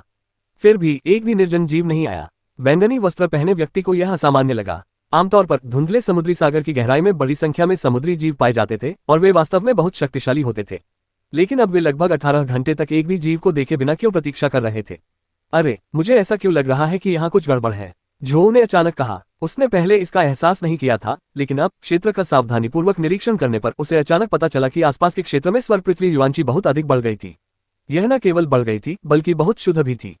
हालांकि धुंधले परिसागर की गहराई में कुछ खजाने वाले क्षेत्र थे, लेकिन उनमें इतनी शुद्धता नहीं पाई जाती थी। युवा शिष्य असमंजस में थे क्योंकि उन्हें समझ नहीं आ रहा था कि वे अपने गुरु चाचा को क्या जवाब दें। वह क्या है? झो की आंखें अचानक चमक उठी। उसने अपनी आंखें सिकोड़कर धुंध भरे परिसागर में गहराई से देखा। दोपहर का कोहरा लगभग छंट चुका था, इसलिए अब वे और भी दूर तक देख सकते थे। उन्होंने देखा कि नीले समुद्र की सतह पर 70-80 फीट की ऊंचाई पर एक नीला भंवर घूम रहा था। यह भंवर इतना स्पष्ट नहीं था। अपनी दृष्टि का उपयोग किए बिना इसका पता लगाना भी बहुत मुश्किल था। हालांकि वह भंवर किसी चीज को अंदर नहीं खींच रहा था, बल्कि वास्तव में युआंची को बाहर फेंक रहा था। पहले जो अधिक गाढ़ा और शुद्ध स्वर्ग पृथ्वी युआंची उन्होंने महसूस किया था, वह स्पष्ट रूप से इसी भंवर से निकलने वाली ऊर्जा का परिणाम था। क्या हो रहा है? क्या कोई खजाना सामने आने वाला है? झो का दिल जोर से धड़कने लगा। समुद्र में अचानक खजाना प्रकट होना कोई असंभव बात नहीं थी, लेकिन खजाना प्रकट होते ही एक बड़ा अवसर मिल जाता था। अगर खजाना बेहद कीमती होता तो उनके श्वेत उड़ान संप्रदाय को अभूतपूर्व विकास प्राप्त होता। झो उत्साहित महसूस कर रहा था, लेकिन यह उत्साह ज्यादा देर तक नहीं रहा। इसके बजाय उसके दिल में अचानक एक भयानक खतरे का एहसास छा गया और उसका दिल ठंडा पड़ गया। उसने भंवर के नीचे समुद्र में विनाश की शक्ति का एक भयानक उतार चढ़ाव महसूस किया। इसके अलावा वह शक्ति हत्या की मंशा से भरी हुई थी। गहरे समुद्र का राक्षस। झो ने अपनी सांस रोक ली। समुद्र की सतह के नीचे एक विशालकाय छाया मंडराती हुई दिखाई दे रही थी। मास्टर अंकल झो, क्या बात है? चौकस चेहरे वाली लड़की ने झो के भावों में आए बदलाव को देखकर खुद को पूछने से रोक नहीं पाए। झो का चेहरा गंभीर हो गया और उसने गहरी आवाज में तेजी से कहा, अपनी उपस्थिति को एकाग्र करो और एक भी आवाज मत करो। उन्हें यह समझ लेना चाहिए था कि अगर कोई खजाना प्रकट होता तो वह समुद्री जीवों को आकर्षित कर सकता था। इसीलिए किसी भी समुद्री जीव ने उनकी घटिया फेल यूरिन पिल पर ध्यान नहीं दिया। असल में गहरे समुद्र में एक अनोखी घटना घट रही थी। हालांकि ये पता नहीं था कि किस तरह का खजाना प्रकट होगा, लेकिन देखने से ऐसा लग रहा था कि वह शायद उनका नहीं होगा, क्योंकि वे अपने संप्रदाय से बहुत दूर थे, इसलिए समय पर मदद के लिए पहुंचना नामुमकिन था। झो के पास अब पछतावे का एहसास करने का समय नहीं था। अब सबसे महत्वपूर्ण बात थी अपनी और युवा शिष्य की जान सुरक्षित करना। इस समय जैसे जैसे भंवर की तीव्रता बढ़ती गई, स्वर्ग पृथ्वी युआंची की मात्रा और भी अधिक बढ़ने लगी, यहाँ तक कि इसे नंगी आंखों से भी देखा जा सकता था। जैसे जैसे वे घूमते गए, आकाश में सुनहरे प्रकाश के कुछ बिंदु संघनित होते गए। प्रकाश के उन बिंदुओं के बीच उन्होंने प्रकाश की एक बैंगनी झिल्ली का निर्माण किया। प्रकाश की झिल्ली तेजी से फैल गई और कुछ दर्जन फीट ऊंची एक स्क्रीन बन गई। प्रकाश की स्क्रीन के चारों ओर स्थानिक नियमों का आभा मंडल गूंज उठा। क्या हो रहा है? अध्याय 559, महान महारानी के रहस्यमय क्षेत्र से बाहर निकलना। जैसे ही प्रकाश की स्क्रीन जगमगा उठी, आसपास की स्वर्ग पृथ्वी युआन की हुई घनी हो गई, मानो वह तरल में संघनित हो रही हो। इस समय समुद्र के नीचे एक विशाल छाया धीरे धीरे पास आ रही थी। ऐसा लग रहा था मानो समुद्र की सतह पर स्याही की एक परत छिड़की गई हो। यह क्या है? व्हाइट सोआरिंग सेक्ट के एक शिष्य ने इसे देखा, लेकिन उसने शोर मचाने के डर से युआंची संचार के माध्यम से ही यह बात कही। यह भयानक जीव किसी खून के प्यासे शार्क जैसे समुद्री जीव जैसा बिल्कुल नहीं था। यह एक विशालकाय जीव था। छप छप, समुद्र का भारी जल अलग होकर झरने की तरह उछल पड़ा। समुद्र की सतह से एक विशाल काला सिर बाहर निकला। काले रंग का वह सिर समुद्री शैवाल, सीपियों और शंखों से ढका हुआ था। किसी को नहीं पता था कि वह कितनी गहराई से आया था। जैसे ही उसने अपनी आंखें खोली, ऐसा लगा मानो उस विशाल काली चट्टान पर दो चमकते हुए बिंदु हो, जिन्हें देखकर लोगों में सिहरन दौड़ गई। इस सिर के चारों ओर कई भूरे काले रंग के सांप थे जो बाढ़ के अजगरों जैसे दिखते थे। वे बेतहाशा समुद्र के पानी में इधर उधर फैले हुए थे, जिससे और भी तेज लहरें उठ रही थीं। यह दृश्य देखकर जो की आंखें सिकुड़ गईं और वह पसीने से तरबतर हो गया। 8 अंगों वाला समुद्री अजगर। व्हाइट सोआरिंग सेक्ट के बाकी सभी शिष्यों का चेहरा पीला पड़ गया। 8 अंगों वाला समुद्री ड्रैगन, क्या ये सचमुच 8 अंगों वाला समुद्री ड्रैगन है? अंडाकार चेहरे वाली लड़की के होंठ सफेद पड़ गए थे जब वह खुद से कुछ बुदबुदा रही थी। उसने इस भयानक राक्षस के बारे में सुना था क्योंकि इसका उल्लेख संप्रदाय की कई पुस्तकों में मिलता था। मिस्टी फेस सी में फेक वास्तव में 8 अंगों वाले समुद्री ड्रैगन को संदर्भित करता था। 8 अंगों वाला समुद्री अजगर कोई अजगर नहीं था, बल्कि एक विशालकाय ऑक्टोपस था। इसकी 8 भुजाएं समुद्र में बाढ़ लाने वाले अजगरों की तरह थीं। यह न केवल बेहद विनाशकारी था, बल्कि इसकी प्रत्येक भुजा के सिरे पर जबड़े भी थे। इन 8 तंतुओं के कारण ही इसका नाम 8 अंगों वाला समुद्री ड्रैगन पड़ा। केवल 8 अंगों वाला समुद्री ड्रैगन ही पड़ोसी छोटे संप्रदायों की आत्मा नौकाओं पर हमला कर सकता था, जिससे नौकाओं और लोगों के लिए त्रासदी उत्पन्न होती थी। 8 अंगों वाला समुद्री ड्रैगन निस्संदेह इस समुद्री क्षेत्र का अधिपति था। श्वेत उड़ान संप्रदाय जिन रक्तपिपासु शार्क का शिकार कर रहा था, वे 8 अंगों वाले समुद्री ड्रैगन के लिए प्लवक के समान थी। निम्न श्रेणी की परी लुभाने वाली गोली ऐसे भयानक प्राणी को आकर्षित नहीं कर सकती थी। 8 अंगों वाला समुद्री अजगर उस प्रचंड स्वर्ग पृथ्वी युवांची ऊर्जा से आकर्षित हुआ था जो आमतौर पर प्रकट होने वाले खजाने के साथ आती है। झों का खून मानो जम गया था। उन्हें लगा कि उनकी बदकिस्मती चरम पर पहुंच गई है। जब वे पहली बार अपने शिष्यों की एक टीम को गहरे समुद्र में ले गए थे, तब उन्हें एक खजाने का आभास हुआ था और अब उनका सामना इस राक्षस से हुआ जो यहां लुभाया गया था। 8 अंगों वाले समुद्री अजगर के दबाव में वह भागने की हिम्मत नहीं कर सका। 8 अंगों वाला समुद्री अजगर अत्यंत क्रूर स्वभाव का था। वह सभी मनुष्यों को मार डालता था और अत्यंत तीव्र गति से चलता था, इसलिए भागना आत्महत्या के समान था। हालांकि अगर वे यही रुकते तो 8 अंगों वाले समुद्री ड्रैगन की तीव्र इंद्रियों के कारण वे उसके द्वारा खोजे भी जा सकते थे, इसलिए उनके पास इंतजार करने और मरने के अलावा कोई चारा नहीं था। यह महसूस करते ही झों को पसीना आने लगा। इसी क्षण 8 अंगों वाले समुद्री अजगर ने अचानक अपना मुंह खोल दिया। उसका विशाल शरीर मानो पानी की सतह से बाहर निकल आया, जिससे पानी आसमान में उछलने लगा और दृष्टि धुंधली हो गई। ऐसा लग रहा था मानो वह ऊर्जा के भावर को निगलने की कोशिश कर रहा हो। ऊर्जा के तीव्र उतार चढ़ाव के कारण झों और उनके साथियों की संवेदना पूरी तरह से बाधित हो गई। वे अब यह महसूस नहीं कर पा रहे थे कि क्या हो रहा है। धमाका, पानी में एक जोरदार धमाका हुआ जिससे गड़गड़ाहट की आवाज गूंजी और 8 अंगों वाला समुद्री अजगर वापस समुद्र की सतह पर लौट आया। 8 अंगों वाले समुद्री अजगर की सूंडें अभी भी हिल रही थीं और ऐसा लग रहा था कि वह ऊर्जा के भावर को निगलने में नाकाम रहा है।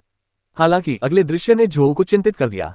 किसी को पता ही नहीं चला कि कब पानी की धुंध की परतों में आसमान में ऊंचाई पर तैरते हुए एक युवक और युवती प्रकट हो गए। वह आदमी लगभग 20 वर्ष का लग रहा था। उसके सिर पर एक सियान रंग की पट्टी थी और वह बहुत साधारण दिख रहा था।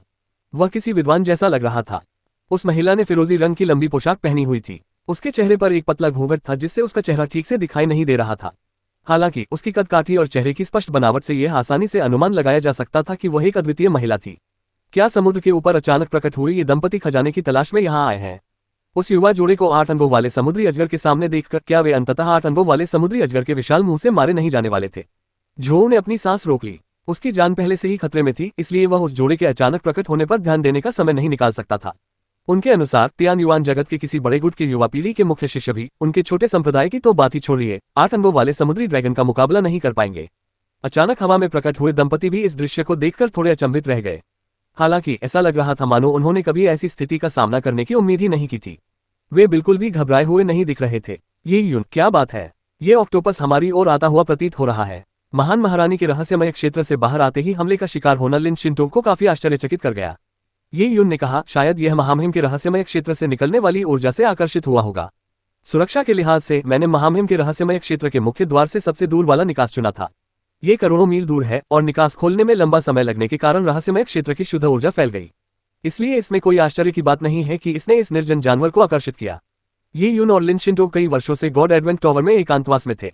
उन्हें उम्मीद थी कि तियान युआन जगत के बड़े गुट महारानी की विरासत को नहीं छोड़ेंगे। रहस्यमयी ब्लड मून संगठन भी उनके खिलाफ कुछ प्रतिकूल कर सकता है। ये लोग महारानी के रहस्यमय क्षेत्र के पास चौकियों की कई परतें जरूर स्थापित करेंगे ताकि उनकी उपस्थिति पर नजर रख सकें। वे शायद हजारों मील तक फैला एक विशाल जाल भी बिछा सकते हैं। जैसे ही स्थानिक युआंची में उतार चढ़ाव होगा, वे तुरंत उसकी ओर उमड़ पड़ेंगे। इस स्थिति में जब तक वे दुर्गम सागर में प्रवेश करने के लिए किसी पोर्टल का उपयोग करते, उनकी स्थिति का पता चल जाता। फिर स्टार ट्रांसफरेंस हेवन चेंजिंग कौशल का उपयोग करना व्यर्थ होगा क्योंकि उनकी पहचान अभी भी संदेह के घेरे में रहेगी। इसलिए यी युन ने सबसे दूर वाले निकास द्वार को चुनने का फैसला किया। लाखों मील दूर तियानयुआन दुनिया के दक्षिणी जल क्षेत्र तक फैले क्षेत्र में चाहे रक्तचंद्र कितना भी शक्तिशाली क्यों न हो, उसका कोई प्रभाव नहीं पड़ता था। इतने बड़े क्षेत्र में फैले इलाके को वे एक विशाल तंत्र से भी नहीं देख सकते थे, और अगर देख भी लेते तो इतने विशाल समुद्र के ऊपर इसका कोई मतलब नहीं था, क्योंकि अंतरिक्ष में अनगिनत योद्धाओं का आवागमन हो रहा था। उनमें से हर एक का पता लगाना उनके लिए असंभव था। इस निकास द्वार तक पहुंचने के लिए यी युन ने बहुत अधिक ऊर्जा खर्च की और इस निकास द्वार को खोलने में उसे काफी समय लगा। परिणामस्वरूप उससे निकलने वाली रहस्यमयी ऊर्जा स्वाभाविक रूप से बहुत अधिक थी। महान महारानी के रहस्यमय क्षेत्र से निकलने वाली ऊर्जा अत्यंत शुद्ध और परिष्कृत थी। विरल स्वर्ग पृथ्वी युआंची और दुर्गम सागर की शक्ति इसके सामने कुछ भी नहीं थी। अगम्य सागर में रहने वाले समुद्री जीवों के लिए, जो ऊर्जा की कमी के आदी थे और लंबे समय तक पले बढ़े थे, स्वर्ग और पृथ्वी की इतनी अधिक ऊर्जा स्वाभाविक रूप से एक पूरक वस्तु थी जिसे उन्होंने पहले कभी नहीं देखा था। इसलिए ये समझना स्वाभाविक था कि 8 अंगों वाले समुद्री ड्रैगन ने इसे प्रकट हुए खजाने के रूप में गलत समझा था। अध्याय 560 दमन। एक समुद्री राक्षस और 10 से अधिक लोग पास के ही द्वीप पर छिपे हुए हैं। 8 अंगों वाले समुद्री ड्रैगन का सामना करते हुए यी युन ज्यादा चिंतित नहीं था। अपनी दृष्टि से उसने अपने आसपास के वातावरण को पूरी तरह समझ लिया था, और ठीक इसी क्षण 8 अंगों वाला समुद्री अजगर सतह पर आ चुका था। उसकी विशालकाय तालाब जैसी आंखें यी युन और लिन शिंटोग को घूर रही थीं, जिनमें थोड़ा भय और क्रूरता झलक रही थी। इसे आभास हुआ कि अचानक प्रकट हुए दंपति अत्यंत शुद्ध स्वर्ग पृथ्वी ऊर्जा का परिणाम प्रतीत होते हैं। यदि यह उन दोनों को निगल ले तो इसकी शक्ति में अनेक गुना वृद्धि होगी और संभवतः यह इसे विकसित होने की शक्ति भी प्रदान कर देगा। हालांकि इस जोड़े ने खतरे का गहरा एहसास दिलाया, लेकिन विकास के प्रलोभन ने इसे असहनीय बना दिया। इसकी 8 भुजाएं पानी से बाहर निकली और यी युन और लिन शिंटोग की ओर झपटी। भुजाओं के सिरों पर बने मुंह ऐसे खुले जैसे विशालकाय अजगर शिकार कर रहे हो। हे दाववादी, सावधान रहो, यह 8 अंगों वाला समुद्री अजगर है। यह समुद्र को उलट सकता है और यह तुम्हारे बस की बात नहीं है। बेहतर होगा कि तुम जल्दी से भाग जाओ। इसी क्षण यी युन और लिन शिंटोग के कानों में युआंची की आवाज सुनाई दी। ये झो की ओर से थी। झो की जान जैसे मुंह में अटक गई थी। उसने उन्हें सूचित करने का जोखिम इसलिए नहीं उठाया था क्योंकि उसकी मंशा अच्छी थी, बल्कि इसलिए कि वह नहीं चाहता था कि वे 8 अंगों वाले समुद्री ड्रैगन के पेट में व्यर्थ ही मर जाएं। यदि यी युन और लिन शिंटोग 8 अंगों वाले समुद्री अजगर की शक्ति को भांप कर भाग जाते तो वे उसका ध्यान अपनी ओर आकर्षित कर लेते। 8 अंगों वाले समुद्री अजगर के स्वभाव के अनुसार वह अपने शिकार को भागने नहीं देता, इसलिए वह उनका पीछा करता। तब झो को अपने संप्रदाय के कनिष्ठों के साथ भागने का अवसर मिल जाएगा। अज्ञात खजाने के बारे में झो ने कोई विचार नहीं किया। उसे पूरा यकीन था कि 8 अंगों वाले समुद्री ड्रैगन ने उन्हें खोज लिया होगा। वह खजाने और उस बदनसीब जोड़े की ओर आकर्षित होकर उन्हें अनदेखा कर रहा था। अगर उसने खजाने को छूने के लिए अपनी जान जोखिम में डालने की कोशिश की तो उसे 8 अंगों वाले समुद्री ड्रैगन के प्रकोप का सामना करना पड़ेगा और फिर उसकी भयानक मौत हो जाएगी। झो ने पहले ही चेतावनी जारी कर दी थी। उसे लगा कि भले ही दंपति उसकी बातों पर विश्वास न करे, कम से कम वे बचाव की तैयारी के लिए थोड़ी दूरी तो बना लेंगे। कम से कम वे उस जल सतह पर तो नहीं चिपकेंगे जहां 8 अंगों वाला समुद्री अजगर मौजूद था। ऐसा करना मानो खुद को 8 अंगों वाले समुद्री अजगर के 8 मुखों में धकेलने के बराबर होगा। हालांकि अगले दृश्य ने झो को अवाक कर दिया। उसकी आवाज सुनने के बाद 20 साल के उस युवक ने उसे बस एक हल्की सी नजर डाली और फिर उसे अनदेखा कर दिया। इसके बाद उसने बड़ी सहजता से अपनी अंतरस्थानिक अनुभूति से एक सुनहरा धनुष निकाला। इस धनुष पर ड्रैगन और फीनिक्स की आकृतियां बनी हुई थीं। ये देखने में भड़कीला लग रहा था, लेकिन ये ज्यादातर बेकार की सजावटें थी जो देखने में बेहद भद्दी लग रही थी। झो की धारणा के अनुसार इस तरह के धनुष का इस्तेमाल आमतौर पर धनी परिवारों के वंशज शिकार के दौरान दिखावे के लिए करते थे। असली तीरंदाजी वाला धनुष अंदर से तो शानदार होता था, लेकिन बाहर से साधारण। सारी तीक्ष्णता और हत्यारा इरादा धनुष में समाहित होता था और प्रहार करते ही धरती हिल जाती थी।